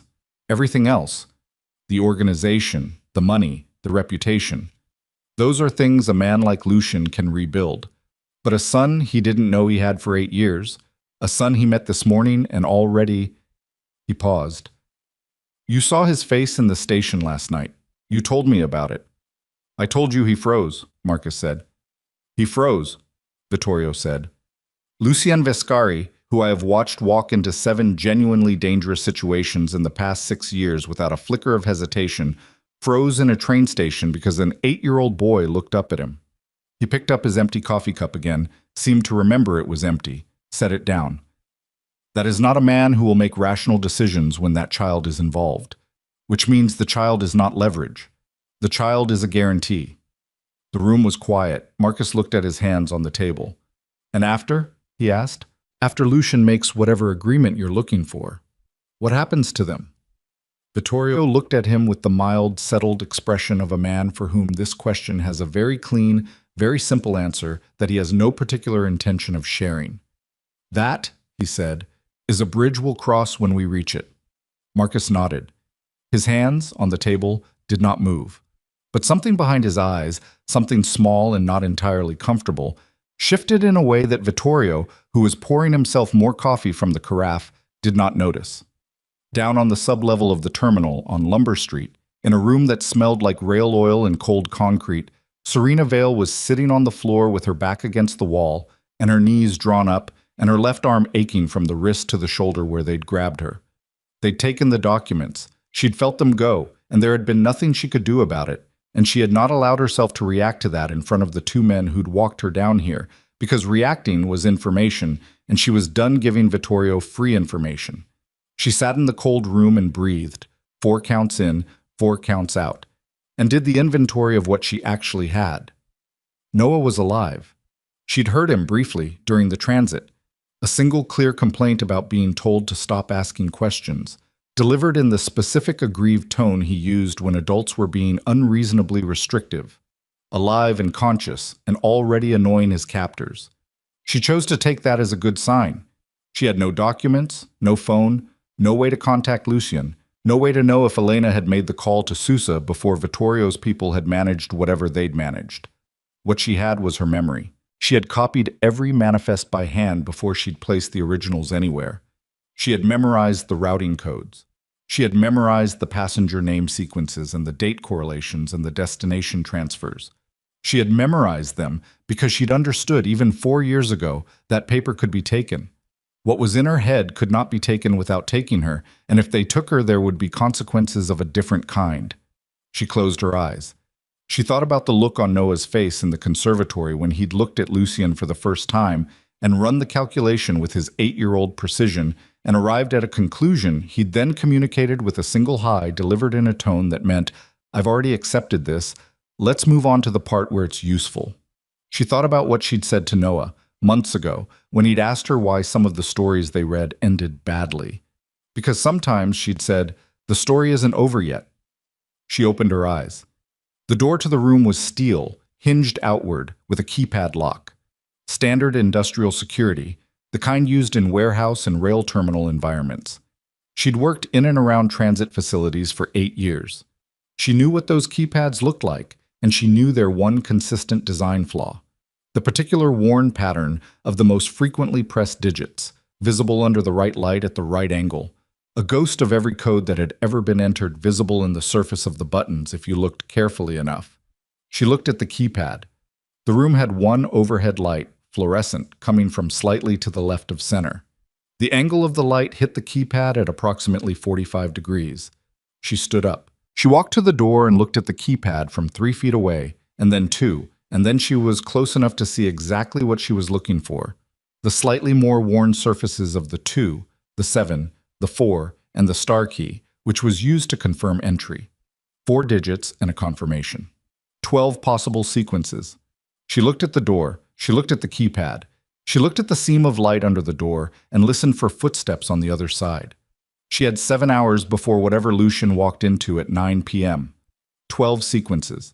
She put her finger on the 2, and she started working through the combinations with the same patient, Methodical attention she'd brought to 4 years of freight manifests in a ticket booth. The same quiet, invisible competence that everyone around her had taken for contentment, for smallness, for a woman who had given up and settled into the ordinary dimensions of a life that asked nothing dangerous of her. They had badly misunderstood what she was. The seventh combination opened the door. Serena stood in the doorway for 2 full seconds, listening, before she moved. The corridor beyond was dim, emergency lighting only, the kind of low amber glow that industrial facilities ran on after hours to cut costs and create the illusion of security without the expense of it. The floor was poured concrete, unfinished, the kind that held sound differently than finished floors. Her footsteps would be quieter here than on tile, louder than on carpet. She needed to know that before she moved. She moved left. Right was the direction they'd brought her from. She'd counted steps and turns during the transit, a habit she'd developed in the first year after leaving, when she'd understood that knowing where you were in relation to where you'd come from was not paranoia, but arithmetic. Right led to a loading corridor and then to an upper-level access stairwell and then to whatever room Noah was in, according to what she'd heard during transfer. But Right also had a guard. She'd heard him settle into position outside the stairwell door approximately 40 minutes after they'd locked her in. The particular sound of someone finding a comfortable stance, the slight scuff of a boot sole, the rustle of a coat. He'd been there since. She'd listened. Left was an unknown. She chose the unknown. The corridor ran approximately 30 meters before it turned. She stayed close to the wall, moving in the amber half-dark with her hand barely touching the concrete for orientation, her breathing deliberate and controlled. Her left arm was still sending complaints from shoulder to wrist. She ignored them the way she'd learned to ignore things that were real but not currently relevant. At the turn, she stopped and listened again. Water moving through pipes, distant mechanical hum, ventilation, or the hydraulic systems that operated the freight platform lifts. Nothing human. She turned the corner. There was a door at the end of this corridor with a push bar instead of a keypad, an emergency exit, the kind required by occupancy codes, even in facilities that didn't want exits being used. Push bars couldn't be locked from the inside without a separate mechanism. She could see from 20 feet away that this one had no secondary lock. She also saw 5 feet from the door a small camera mounted high on the wall. She stopped. The camera's indicator light was dark. Either it was off or it was recording without the indicator, which was possible but less common in facilities that used cameras primarily for deterrence rather than surveillance. She studied it for 3 seconds. The housing had a thin film of dust on the upper edge. Not recent installation, not recently serviced. She walked under it and pushed through the emergency door. Cold air hit her immediately. The raw, damp cold of a Chicago evening in late October, carrying the specific smell of rail yards, metal and machine oil and something organic underneath. The dark composted smell of ground that has had heavy things standing on it for 100 years. She was on an exterior service platform. Below her, 4 meters down a corrugated metal staircase, was a rail yard. Inactive tracks running in parallel lines south toward what appeared to be a maintenance facility. And beyond that, the lights of the city cutting the low cloud cover from underneath. She could also see, from this elevated position, the front approach to the terminal building. 3 vehicles. 2 men visible outside, more presumably inside. The vehicles were positioned to cover the main vehicle approach, but not the rail yard side, because the rail yard side was bounded by a chain-link fence with razor wire, which was a reasonable deterrent against casual intrusion and a meaningless one against a person who had spent 4 years noticing the difference between things that looked like barriers and things that actually functioned as them. She went down the stairs. Lucien's phone rang at 6:17 p.m. He was in the south lot of an auto repair shop on Western Avenue that Nico used as a staging point for situations requiring discretion, sitting across a folding table from Nico Karas, and 2 men whose names he'd been given once and intended to remember for exactly as long as this situation required. They had paper cups of gas station coffee and a hand-drawn layout of the Lumber Street terminal that Nico had produced from memory with the unhurried precision of a man who had been in that building before under conditions that hadn't been good either. The burner rang. He didn't recognize the number.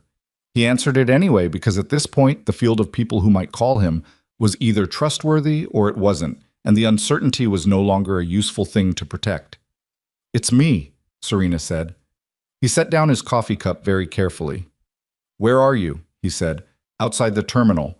Service platform on the East Rail Yard side. I came out about 20 minutes ago. A pause. I need you to not say anything congratulatory right now. I need you to tell me where Noah is in that building. Upper office level. They've got him separated from you. I know. I heard them say it during transit. Her voice was steady, but there was something underneath it. An edge of effort. The sound of a person keeping a very firm grip on themselves in conditions that merit otherwise. How many men inside? 8 that we've counted from vehicle traffic. Could be more.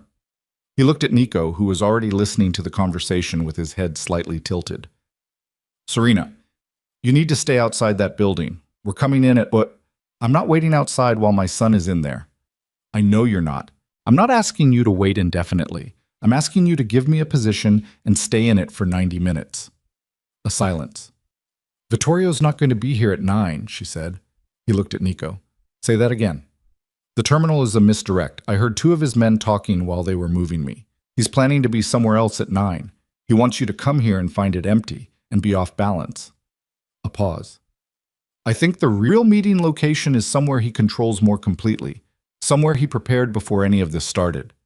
Lucian thought about what Elena had told him, what he now understood Elena had been fed to tell him, the carefully managed drip of information designed to send him in predictable directions. He thought about Vittorio's patience, 9 years of it. The architecture of someone who planned in decades. Did they say where, he asked? No, but one of them mentioned a platform number. Platform 9. I don't know what facility. Platform 9. He looked at Nico. Nico's expression had changed, something moving behind his eyes, some old piece of information finding a new relevance. The Restoration Depot, Nico said quietly. Off Cicero. Your father used it for secure meetings 20 years ago. Vittorio would know it. He was there. Lucian held that for a moment. His father's depot. Vittorio would choose his father's depot. The message embedded in the location was its own kind of confession. Serena, he said. The East Rail Yard service platform. Stay there and stay low. Nico's coming to you first. He'll bring you in when we move. When is that? 70 minutes. A pause. Noah's been in there for hours, Lucian. I know. He held the phone tighter than he needed to. 70 minutes and we do this right. Or we go now and we do it badly and someone gets hurt who shouldn't. He let that sit. He's 8 years old and he's already annoying his guards. He's fine for 70 minutes. Another silence. Longer. How do you know he's annoying his guards? Because he's your son, Lucian said. And mine. He's definitely annoying his guards. Something shifted in the quality of her silence. 70 minutes, she said. 70 minutes. She ended the call. Nico was already rolling up the terminal layout and reaching for his coat. I'll take the east approach. You go for Cicero with Danny and Briggs. Call Sousa from the road. Elena intercepted the first call. So don't use Elena. Nico's tone was completely matter-of-fact. Use the number I gave you 6 months ago. Direct line to Sousa's desk, not his office number. He picks up personally. Lucian looked at him. You gave me a direct line to a federal agent 6 months ago. I gave you a lot of things 6 months ago that I hoped you wouldn't need. Nico picked up his coat. Your father asked me to before he died. He said, and I'm quoting him exactly, so don't read anything into the phrasing. He said, if something happens to me and Vittorio is still standing afterward, Lucian's going to need an exit door that Vittorio doesn't know about. He paused. Your father knew Lucian. Maybe not everything, but he knew something was wrong. He just didn't know how wrong before it was too late. The room was very quiet. Why didn't you tell me? Lucian said. Because you weren't ready to hear it. Nico said it without apology. You were 28 and you just lost your father and you had a syndicate to hold together and Vittorio was standing right next to you. What would you have done with the information? Lucian didn't answer because the honest answer was probably nothing useful. Go, Nico said. 70 minutes is already 68. The Restoration Depot on Cicero had been out of active use for 11 years. From the street it looked like what it was. An old rail maintenance facility, brick exterior gone gray, windows either boarded or broken, a chain-link perimeter that had lost 2 of its corner posts to vehicle contact and never been repaired. From the inside, according to the layout Nico sketched from memory on the back of a gas station receipt during their 2-minute overlap at the south lot, it was 3 levels. A ground floor maintenance bay large enough to hold 4 locomotives side by side, a mezzanine level running the full perimeter with access catwalks, and an upper office tier that had been converted at some point into something with significantly more infrastructure than a maintenance office required. Power lines that didn't correspond to the building's age. Climate control. Communications hardware, whose installation brackets were still visible on the exterior brick if you knew what to look for. Vittorio had been building this location for years. Lucian drove past the perimeter once without stopping, Briggs in the passenger seat saying nothing, Danny in the back with a phone tracking the thermal signatures from a drone that one of Caruso's people was running at 200 feet. The drone feed showed 7 heat signatures inside the building, 1 on the upper level separated from the others, 1 moving slowly on the mezzanine, 5 clustered in the maintenance bay ground level. The separated signature on the upper level was either Vittorio or a person Vittorio wanted protected from whatever happened in the bay. The slowly moving mezzanine signature was someone on patrol. Lucian parked 2 blocks north and called the number Nico had given him. It rang once. "Sousa," said a voice that sounded like a man who had been expecting this call for longer than tonight. "Lucian Vescari.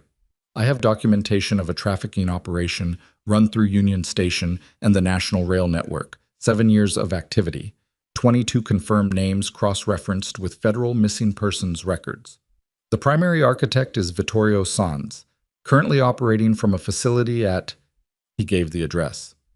"I need federal presence at that location within the hour. I also need someone to collect a source at the Lumber Street Terminal, East Rail Yard Service Platform. Woman named Serena Vale. She's the one who built the documentation." A pause on Sousa's end. Not surprised. Processing.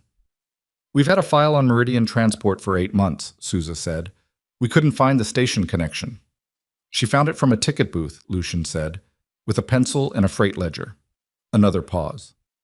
"We can have a response team at Cicero in 40 minutes. I need 20 minutes first. Vescari, 20 minutes. Then you come in." He held the phone against his ear and watched the drone feed on Danny's phone from the back seat.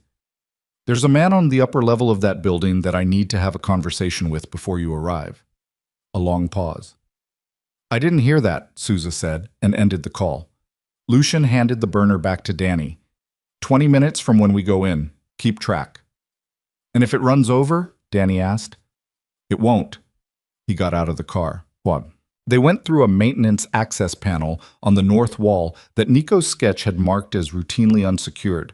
A legacy of the facility's original design, a ventilation access that had been retrofitted with a simple padlock sometime in the 90s and never upgraded. Briggs had it open in 40 seconds. The maintenance bay smelled like decades of machine oil, and the particular cold of a space that is large and mostly empty, and has been that way for a long time. 4 locomotive-sized service pits ran the length of the floor, covered now with steel grating that rang dully underfoot. The 5 heat signatures from the drone resolved into 5 men positioned at irregular intervals around the bay's perimeter, not in formation, not in any tactical arrangement that suggested they'd been trained together. Armed, clearly, but not deployed by someone who expected a military-style approach. Vittorio hadn't prepared for a fight tonight. He'd prepared for a negotiation. Lucien came in low and moved to the nearest pit cover and stayed there, Briggs 6 feet to his left, Danny working around the east wall. He counted the men in the bay and marked their positions and waited for Danny's signal, 2 soft clicks on the comm that meant he was in position at the mezzanine access stair. 2 clicks came. What happened in the next 4 minutes was not clean. It was not precise in the way that it might have been with more people and more time and better conditions. Briggs took a hit to his left shoulder from a man near the west wall who was faster than his positioning suggested, and had to be persuaded to stop moving by means that would leave him with things to explain to a doctor later, but would not, Lucian was nearly certain, be immediately life-threatening. Lucien himself took an elbow to the side of his head from the second man near the north pit cover that made the next 30 seconds significantly more difficult to process than the 30 seconds before it. But they controlled the bay. Danny was already up the mezzanine stair by the time Lucian got his feet under him again. He followed with his hand pressed against the side of his head, feeling the specific warmth of a cut that wasn't serious but was committed to making itself noticed. and took the stairs at a pace that hurt in ways he catalogued and set aside. The mezzanine patrol had heard the noise from the bay. He was coming toward the stair at a careful pace, which told Lucien he'd been given instructions about what to do if things went wrong. Not fight, not flee, but delay. He was there to buy time. Lucien moved him out of the way with an efficiency that was not gentle and continued toward the upper-level access. The door to the upper office was unlocked. He stopped outside it with his hand on the frame and his breathing loud in his own ears, and waited for 3 full seconds until his pulse dropped to something he could work with. Then he pushed the door open and went in. Vittorio Sans was sitting behind a steel desk in a room that was, as promised by the exterior hardware, significantly more equipped than any maintenance office had a right to be. Communications array on the left wall. A monitor showing the drone feed. Their drone, Lucien realized, which meant Vittorio had been watching them come in. A phone, a glass of water. His hands flat on the desk, relaxed, the posture of a man who had decided some time ago not to perform surprise. "You're early," Vittorio said. "Building was unlocked," Lucien said. "I know, I left it that way." He looked at the blood on the side of Lucien's head with the mild concern of a man noting weather. "Sit down." "No." A pause. "Lucien, where is my son?" "He's fine, he's comfortable. He's been asking his minders questions about freight logistics for the past 3 hours, and they're deeply tired of him." A faint, genuine-seeming smile. "He's yours, that's certain." Lucien walked to the desk and stopped on the near side of it. He looked at Vittorio, this man he had trusted completely, this man who had guided him through the death of his father and the assumption of power in every significant decision since, this man who had stood at his side for 11 years while running a trafficking network through the infrastructure of everything Lucien thought he owned. "You killed my father," Lucien said. Vittorio looked at him for a moment. Then he looked down at his hands. "Yes," he said. The word was simple. No architecture around it, no justification appended, just the acknowledgement, delivered in the tone of a man who has decided that certain things are past the point where denial is worth the energy. Lucien stood very still. "He was going to dismantle the operation," Vittorio said. "Not the syndicate, the specific revenue stream you now know about. He'd found a thread, a manifest discrepancy, not unlike what your woman found. And he'd pulled on it, and he was 3 weeks from understanding what he had." He looked up. "I'd spent 8 years building it. 8 years of infrastructure, of relationships, of positioning. I wasn't prepared to watch it end because your father had a conscience that his balance sheet didn't require." "He was your friend," Lucien said. His voice came out quieter than he intended. "He was," Vittorio said. "That's the part that was genuinely difficult." The room was very still. Lucien's hand was at his side. He was aware of exactly where it was, and what was within reach of it, and the specific quality of the decision he was standing on the edge of making. "I could have told you," Vittorio continued, "after he died. I considered it. But you were young and angry, and you would have made it about grief rather than business. And I needed the operation to continue, and I needed you manageable." He paused. "Separating you from the Veil woman was part of that. She asked too many questions. She paid attention to things she wasn't supposed to notice. Sound familiar?" "She noticed because she was paying attention with her own eyes," Lucien said, "without anyone feeding her a story." "Yes, that's exactly what made her dangerous." Vittorio looked at him with something that was almost respect. "And what makes her dangerous now? The documentation she compiled is already with federal authorities." A pause.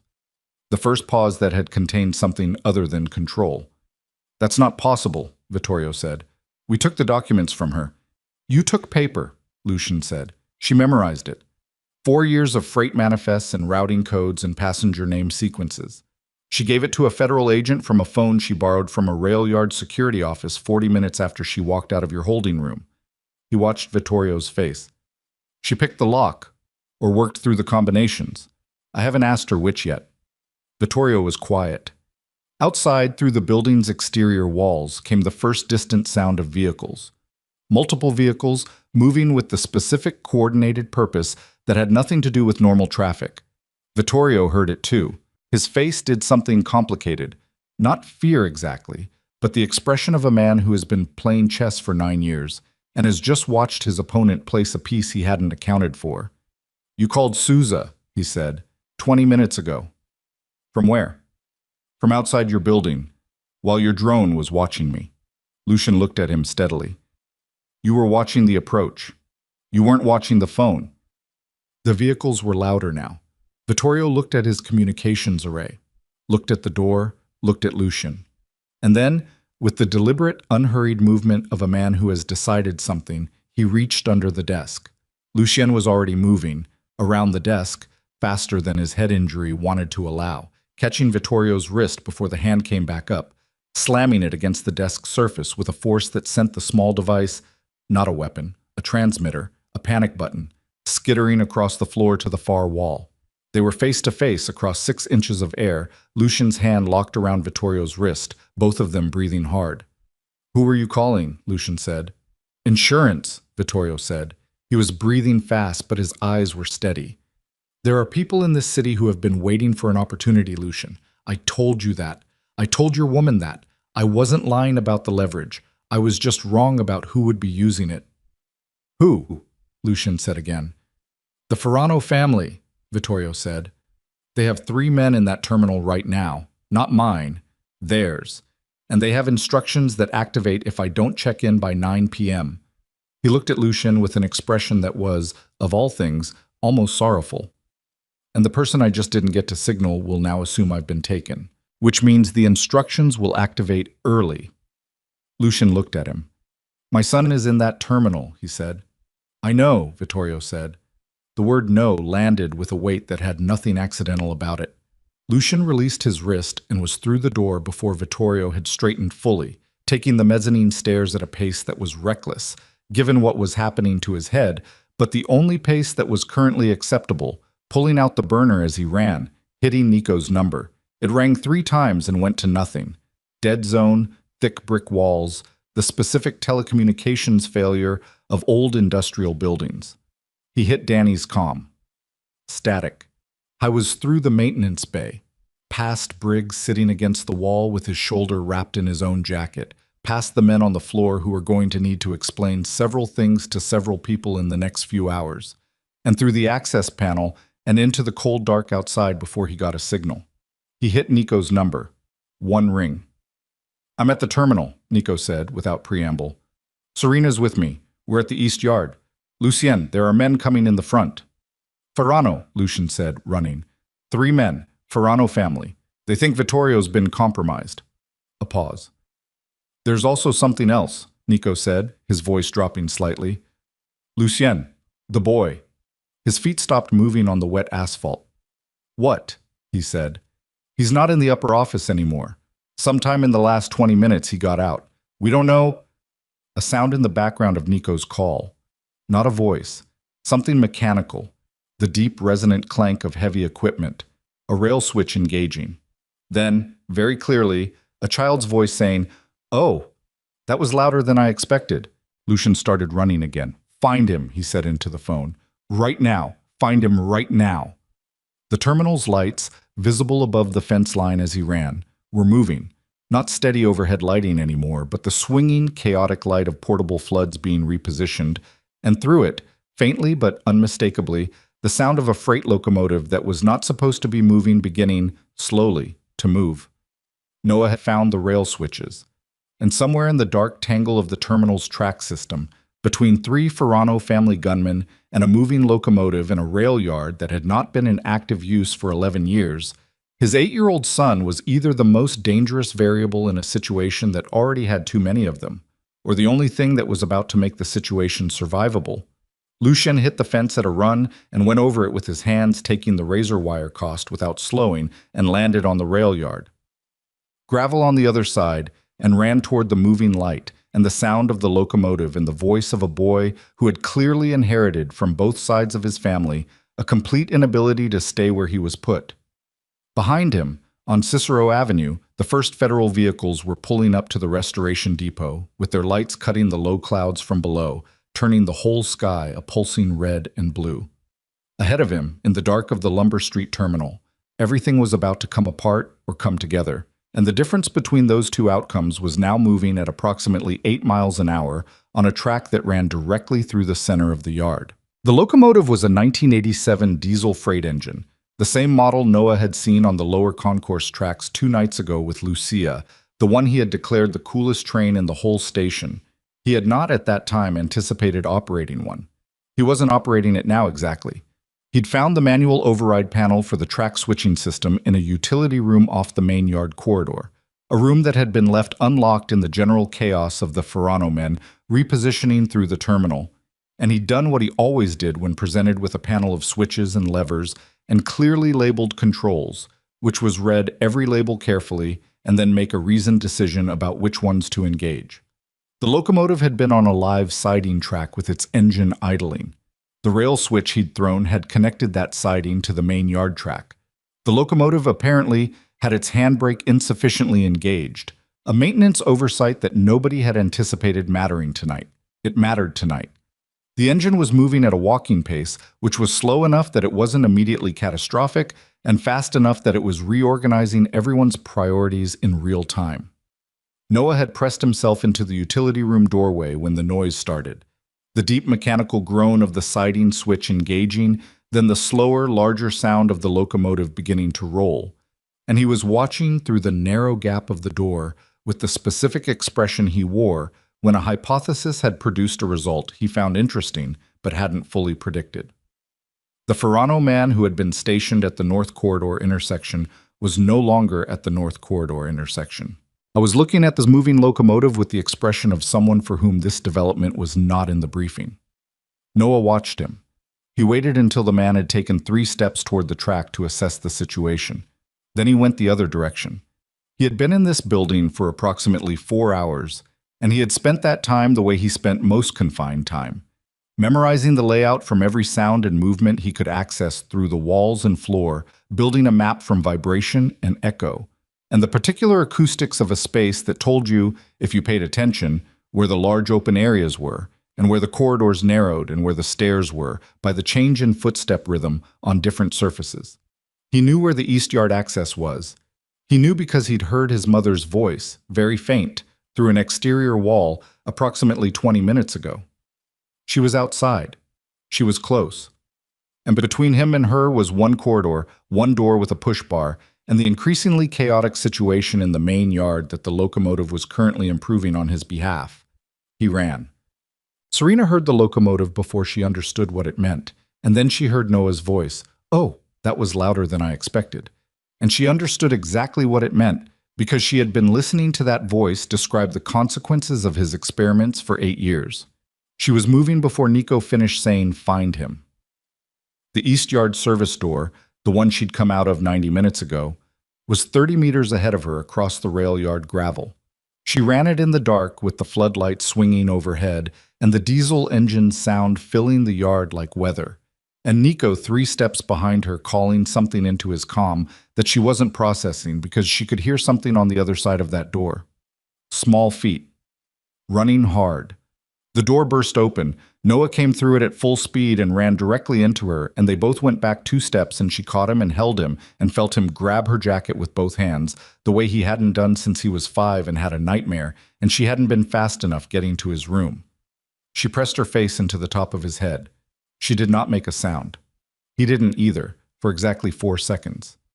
Then, "I found the rail switch room." "I know," she said. The handbrake on that locomotive was, "Noah, yeah." "Are you hurt?" He pulled back enough to look up at her. His face was dirty and his jacket was torn at the left elbow, and he had the expression of a person who has been through something that will be extremely interesting to discuss at length later, when later is available. "No," he said. "Are you?" She touched his face with both hands. He held still for it, which he almost never did. "I'm fine," she said. "Come on." She took his hand. Behind them, in the main yard, the locomotive had encountered the end of the track where a buffer stop brought it to a gradual grinding halt, exactly as buffer stops were designed to do, and considerably less catastrophically than several other possible outcomes. The sound of it settling was enormous, and then suddenly, by contrast, the yard was much quieter, which meant the sound of the Ferrano men repositioning through the terminal was now audible. Two of them, coming toward the east yard. Nico materialized at Serena's left shoulder. He had a phone in one hand and the particular expression of a man who has managed worse situations but would prefer not to be managing this one. "Lucien's at the west fence," he said. 30 seconds. "The Ferrano men are between us and the west fence," Serena said. "I know." "Then 30 seconds is, I know that too," he said. He looked at Noah. "Stay behind your mother." Noah looked at him with the assessing calm that still startled her sometimes. "Are you one of the people we can trust?" Nico looked at the boy for a moment. "I was your grandfather's," he said. "Now I'm yours."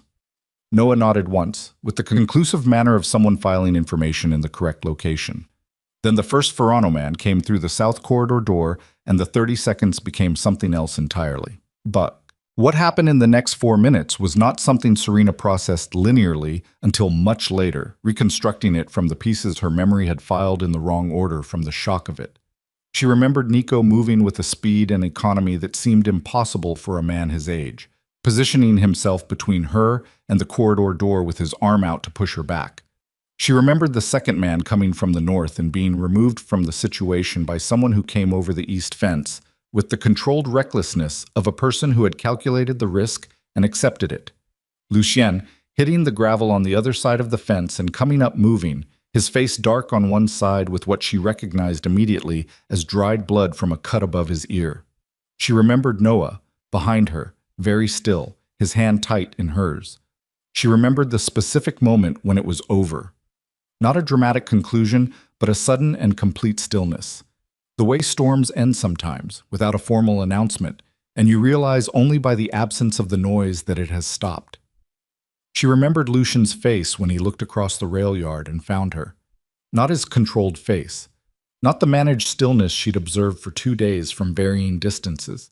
The other one, the face she'd seen at the conservatory window, at the station's ticketing counter when she'd said, "I never wrote a letter." The face underneath the one he'd spent years constructing. He walked toward her. He stopped a foot away. He looked at her and then at Noah and then back at her, and he didn't say anything, and she didn't say anything, and Noah looked between them with his methodical patience and appeared to conclude that this particular moment did not require his input. Outside the terminal's perimeter, on Lumber Street, the first federal vehicles were arriving. The federal response to the Lumber Street terminal took 40 minutes to fully materialize and approximately 4 hours to process the immediate scene. Detective Souza, who arrived in the second vehicle and managed the transition between the chaos of the yard and the structured procedure of a federal operation with the calm efficiency of someone who had spent 20 years cleaning up situations that other people had finished creating, spoke to Serena for 2 hours in a room that smelled like old rail ties and lukewarm coffee. She told him everything she remembered, every routing code, every passenger name sequence, every date correlation and destination transfer she had memorized from 4 years of manifests, all of it delivered in the precise, unhurried manner of someone who had been rehearsing this conversation in the back of her mind for a very long time without knowing when she'd finally have it. Souza recorded it. He asked follow-up questions. He did not express surprise at the volume or the specificity, which told her that the Meridian transport file his office had been building for 8 months had left more gaps than the documentation could fill, and that she was filling them now. At one point he set down his pen and looked at her. "You did this from a ticket booth," he said. "I did it from a ticket booth," she confirmed, "for 4 years. The booth had a good view of the freight ledger station," she said, "and the night supervisor kept the manifest logs on the counter because he was too busy to file them properly. People leave useful things in plain sight when they've decided the person looking at them isn't paying attention." Souza was quiet for a moment. "The 22 names," he said, "the cross-reference with missing persons records. 11 of them I can trace to destination cities. The other 11 I have transfer points and dates. But the routing gets—" She paused. "The routing gets harder to follow after the Chicago handoff. Whoever handled the next leg of those transfers was more careful than Vittorio's people were at the originating end." "We'll find them," Souza said. She looked at him. She didn't say, "Will you?" Not because she didn't want to, but because the honest answer to that question was complicated in ways that neither of them could resolve in a room that smelled like rail ties. And the 22 names deserved better than to become the subject of a conversation about institutional limitations. "I'd like a copy of my testimony," she said, "when it's transcribed." Sousa nodded. "That can be arranged, yeah." Vittorio Sans was taken into federal custody from the Restoration Depot on Cicero at 9:47 p.m. He did not resist. He did not perform surprise or outrage.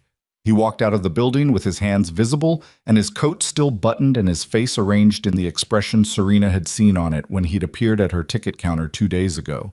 The measured, almost paternal calm of a man who has decided, at some point, that composure is the only dignity left available to him. She wasn't there for the arrest. She learned about it later, from Nico, in the waiting area outside the federal processing suite, where she and Noah had been given cups of hot chocolate by a federal marshal who appeared to be approximately 22 years old, and had looked at Noah with the particular mixture of relief and professional neutrality that people adopt when they've been part of recovering a child and are not permitted to show how much it affected them. Noah was asleep in the plastic chair beside her with his head on her shoulder and both hands wrapped around an empty cup when Nico came and sat down across from them. "It's done," he said. She looked at him. "Ferrano people are cooperating," he said. Apparently the arrangement they had with Vittorio was less loyalty than contract, and the contract has been voided by circumstances. They're giving Sousa names. He paused.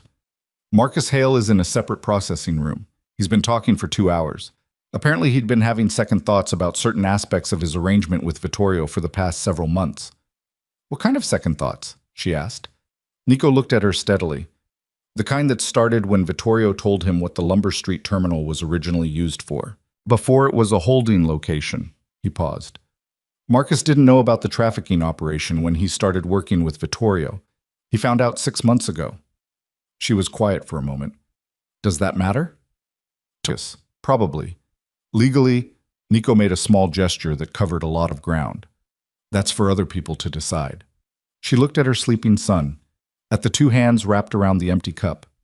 "And Lucien," she said, "still with Sousa's people." A pause. "It's going to be complicated, Serena. The organization, what he does with it, what the federal interest in it is, what his own choices are going to be. That's months of work, not tonight." "I know," "No," she said. "He's not who he was 9 years ago. I know that too. But he's also not—" Nico stopped, seemed to reconsider. "He's been building something for 11 years with a foundation that had a hole in it he didn't know about. Taking that apart is going to cost him more than tonight." She looked at the old man across from her, this careful, quiet person who had watched her through one night of chaos with the steadiness of someone who had learned, a long time ago, to be the thing that didn't move while other things fell. "He told me you were his father's," she said, "and now you're ours." Nico looked at Noah sleeping. "Yes," he said. After a moment, "Your boy is something, Serena." "He threw a locomotive into someone else's crisis at age 8, she said. "I don't know whether to be proud or terrified." "Both," Nico said. "It's usually both." Lucien came out of the federal processing area at 12:40 a.m. He stopped when he saw them, her awake, Noah asleep, the 2 of them in the row of plastic chairs with the overhead fluorescent light, making everything look slightly more exhausted than it was. He looked at his son for a long moment. The particular quality of the look was something she didn't have a word for. Something between, "I've been waiting to see this, and I understand now what I missed." He sat down in the chair on her other side. Neither of them spoke immediately. The waiting area was quiet. Down the hall, voices moved behind closed doors, the procedural sounds of a very large night still in the process of being managed.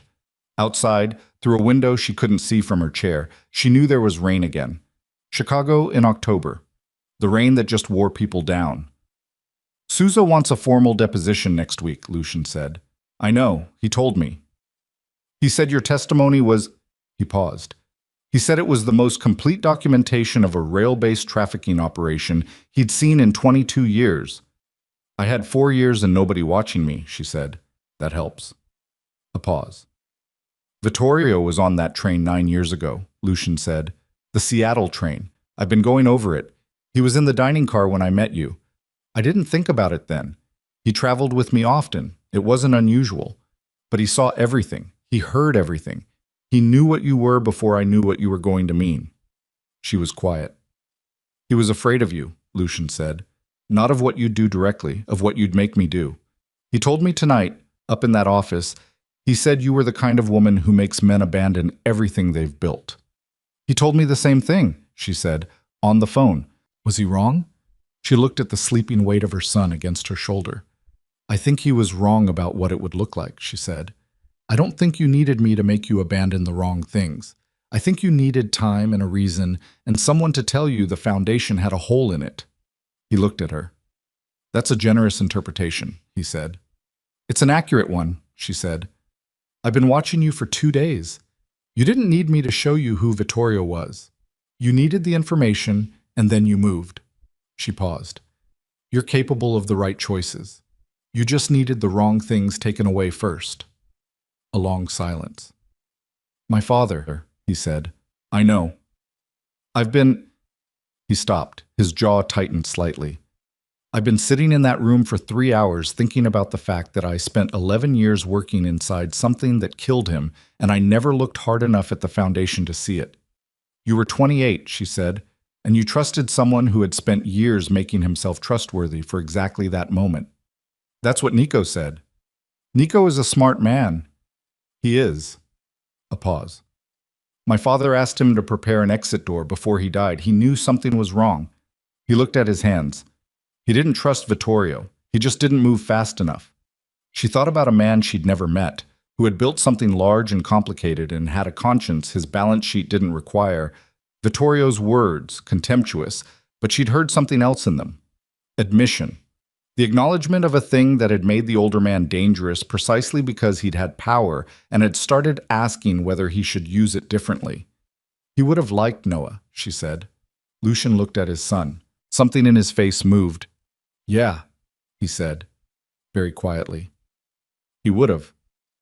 Noah stirred slightly at the sound of his name's absence, the particular awareness of a child who is not as deeply asleep as they appear. He resettled against Serena's shoulder without opening his eyes. His hands loosened around the empty cup and it tilted in his grip, and Lucian reached across and took it gently before it fell, and the small automatic gesture of it, unhurried, quiet, the naturalness of someone who had been doing this for years even though he hadn't been, sat in the air between them for a moment. She didn't comment on it. He set the cup on the empty chair to his left, and didn't comment on it either. The months that followed were not a clean story. They were not a smooth progression from chaos to order, from broken to repaired. They were the specific, grinding, unglamorous work of people dealing with the consequences of years of accumulated damage, one decision at a time, in rooms that were mostly ordinary, and conversations that were mostly difficult and occasional days that felt like genuine progress, followed by days that felt like starting over. Lucian spent 4 months working with federal attorneys and his own retained counsel on the structured dissolution of the Viscari Syndicate's criminal operations, a process that was, in Sousa's description, unprecedented in its cooperation and exhausting in its detail. The legitimate businesses, 7 of them, ranging from a freight logistics company to a restaurant group to 2 commercial real estate holdings, were separated from criminal infrastructure and restructured under new management boards. The revenue streams that had no legitimate counterpart were surrendered. The documentation Serena had compiled became the backbone of 3 separate federal prosecutions. Vittorio Sans pled not guilty and was convicted on 14 counts 8 months later. The trafficking operation was dismantled to its furthest reach, not completely, because nothing is ever dismantled completely, but enough that Sousa called Serena the morning after the conviction and said simply, 11 of the 22 have been located. Then, after a pause, we're still working on the other 11. She wrote that number down. 11. She put it on a piece of paper and folded it and kept it in the same jacket pocket where the surviving documentation had lived before she'd handed it over. Not as a reminder of what hadn't been achieved, as a number she intended to reduce. Marcus Hale cooperated fully with federal investigators. His sentencing took into account the 6 months he had spent, after learning the nature of Vittorio's operation, quietly building a parallel case against him. Incomplete, uncorroborated, but evidence of a man trying to find a way out of something he'd walked into before he understood what it was. The judge described it, in the sentencing memo, as mitigating but not exculpatory. Marcus served 22 months. Serena didn't have an opinion about that, or not one she shared. Elena Marsh received a separate federal conviction and did not cooperate. That was her choice. Serena had no opinion about that either. Nico Karras went back to his house in Bridgeport. He came for dinner on the second Sunday of every month. Noah, who had decided within approximately 10 minutes of meeting him that Nico was the most interesting person in any room he'd ever occupied, spent those dinners asking questions about freight logistics and rail infrastructure and the history of Chicago's organized crime landscape that Nico answered with selective honesty and occasional deflection and the particular warmth of a man who had not expected, at this stage of his life, to have something that felt like a family to return to. Serena turned in her employee badge on a Tuesday morning in March. Not dramatically. There was no farewell gathering, no cake in the break room, no card passed around for signatures. She'd given 2 weeks' notice and worked them, and on the last day she arrived at the usual time and processed her usual volume of passengers. And at the end of her shift, she logged out of the system for the last time and picked up the small bag she'd brought with her personal items and walked to the supervisor's office and set the badge on Darnell's desk. Darnell looked at her. "You gonna be okay?" he said. He said it in the way he said most things, economically, with the slightly burdened air of a man who had always slightly more on his plate than he'd signed up for. "Yes," she said. He nodded. "Good worker," he said. "Solid. Never caused me problems." She smiled at him. The real one, not the professional one, which was a distinction she was not sure he noticed. "Take care of yourself, Darnell," she said. She walked out through the main concourse. Union Station in March at shift change time had the particular quality of a place where everyone is moving in a direction that matters to them. The morning light came through the high windows at an angle that had nothing to do with the gray winter she'd spent here. It was the first genuinely warm-feeling light of the year, the kind that arrives in March without full warmth behind it, but carries the signal of warmth coming, and it fell across the marble floor and the moving crowds and the information boards cycling through arrivals and departures with the uncomplicated democracy of a public space that asks nothing of you except to be passing through. She stood in the center of it for a moment. She thought about the 8 years she had spent in this building, making herself invisible. The 4 years she had spent quietly, methodically, building something that nobody around her had known she was building. The 2 days that had unmade and remade everything. She thought about the woman who had sat behind the plexiglass of Booth 7 and smiled her mild, professional smile at 1,200 strangers a day. That woman had been capable of more than she'd admitted to herself. She'd known it, distantly, the way you know things you're not ready to act on. The booth had been safety, and it had been prison, and she was no longer sure, standing in the middle of the morning concourse, which it had been more. Probably both. It was usually both.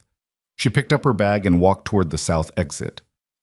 They were waiting by the south entrance where the passenger drop-off curved into the covered portico, not at the curb, but slightly back from it. Lucien with his hands in his coat pockets and his shoulders in the forward set, she now recognized as genuine uncertainty rather than performance, and Noah beside him in the posture he adopted when he was practicing patience, which meant spine straight and hands clasped in front of him and eyes moving steadily between his father and the door his mother was about to come through. She pushed through the door. Noah's posture immediately abandoned its practiced patience and became his ordinary self, which was considerably more kinetic. "The 9:45 to Milwaukee boards in 22 minutes, he said. I checked. "We're not taking the 9:45 to Milwaukee," Serena said. "I know, but I like knowing what's available." He looked at her face with his particular precision. "You okay?" "Yes," she said. He nodded, accepting it, and looked at the station behind her with the expression he wore when processing a large amount of information and deciding what to do with it. Then he looked back. "Do you miss it already?" he asked. She thought about it honestly. "A little," she said. "That's okay," he said. Lucia's grandma said when she sold the shop she missed it for almost a year, but then she didn't. Serena looked at her son. "How do you know that?" she said. "I asked her." He said it with the simple certainty of someone for whom asking was the obvious solution to not knowing a thing. "I wanted to know what it felt like." She reached out and pulled him briefly against her side. He endured it for approximately 3 seconds, and then extracted himself with dignity and straightened his jacket. She looked at Lucien. He had been watching them with the expression she'd been learning to read over the past months. The one that still arrived sometimes without warning when he thought she wasn't looking and lasted until he noticed she was. The one that was not quite grief and not quite gratitude and not quite any single word she'd found for it. The expression of a man still in the process of understanding what he has, now that he has it. "Ready?" he said. "Where are we going?" she asked. "Wherever you want." He said it simply, without performance. That's the point. She considered this. She had spent 8 years knowing exactly where she was and never being where she wanted to be. She'd gotten so good at the geography of confinement that the open map in front of her felt, on some mornings, like a problem she didn't have the skill for yet. She was learning. "Somewhere with a train," Noah said, "for research purposes." Lucien looked at his son. "Research purposes. I have questions about long-distance freight routing that I haven't been able to answer from books," Noah said. "Field research is more reliable." Serena watched Lucien's face in the moment before he responded. The small, genuine thing that moved through it. The almost smile that was not quite a smile because the feeling behind it was too large for the expression, and he hadn't yet learned how to wear it without it showing at the edges. "Okay," Lucien said. "Somewhere with a train." They walked out from under the covered portico and into the March morning. The light was thin and clean. Down the block, a city bus went past with its wheels cutting through a puddle left from the night's rain, and the sound of it was entirely ordinary, and so was the sound of the traffic and the distant signal bells from the station they'd just left behind. Serena Vale walked between her son and the man she had been running from and running toward simultaneously for 9 years, and felt, in the specific way that real things feel, unglamorous, incomplete, still requiring daily maintenance, something she had spent a very long time telling herself she was fine without. Noah took her hand. After a moment, he took his father's hand too, with the matter-of-fact directness of someone completing an obvious task. Lucien looked down at him. He looked at Serena over the top of their son's head. She looked back. There was no version of the next part of their lives that wasn't going to be difficult. There was no clean slate, no architecture of trust that hadn't been built on years of damage and deception and loss. Not just theirs, but the 22 names, the 11 still unfound, the accumulated cost of a man's patience deployed in the service of the wrong things. That cost was real. It would remain real. Some of it would never be fully settled. But the morning was thin and clean, and the train station behind them was full of people moving in directions that mattered to them, and ahead of them the city opened up in all its ordinary immensity, and a boy who had been born with his father's eyes and his mother's attention to detail was walking between them, telling them about the mechanical differences between diesel and electric locomotive systems, with the focused enthusiasm of someone who has already decided what he intends to understand before the day is over. The strongest things, Serena thought, were never the ones that had never been broken. They were the ones that had been broken all the way down to the foundation, and then rebuilt, slowly, with full knowledge of where the weak points were. Because you'd made them yourself, and you knew exactly how much weight they could bear, and you chose every day to bear it anyway. She held her son's hand. She kept walking. The last train of the morning sounded its signal from somewhere inside the station behind them. One long, clear note that carried out over the street and the traffic and the thin March light, and then faded, the way departures do, into the ordinary sound of a city that doesn't pause for endings or beginnings, but simply continues, indifferent and enormous, and full of people who are, in their own private ways, trying to find their way back to something they should never have had to lose.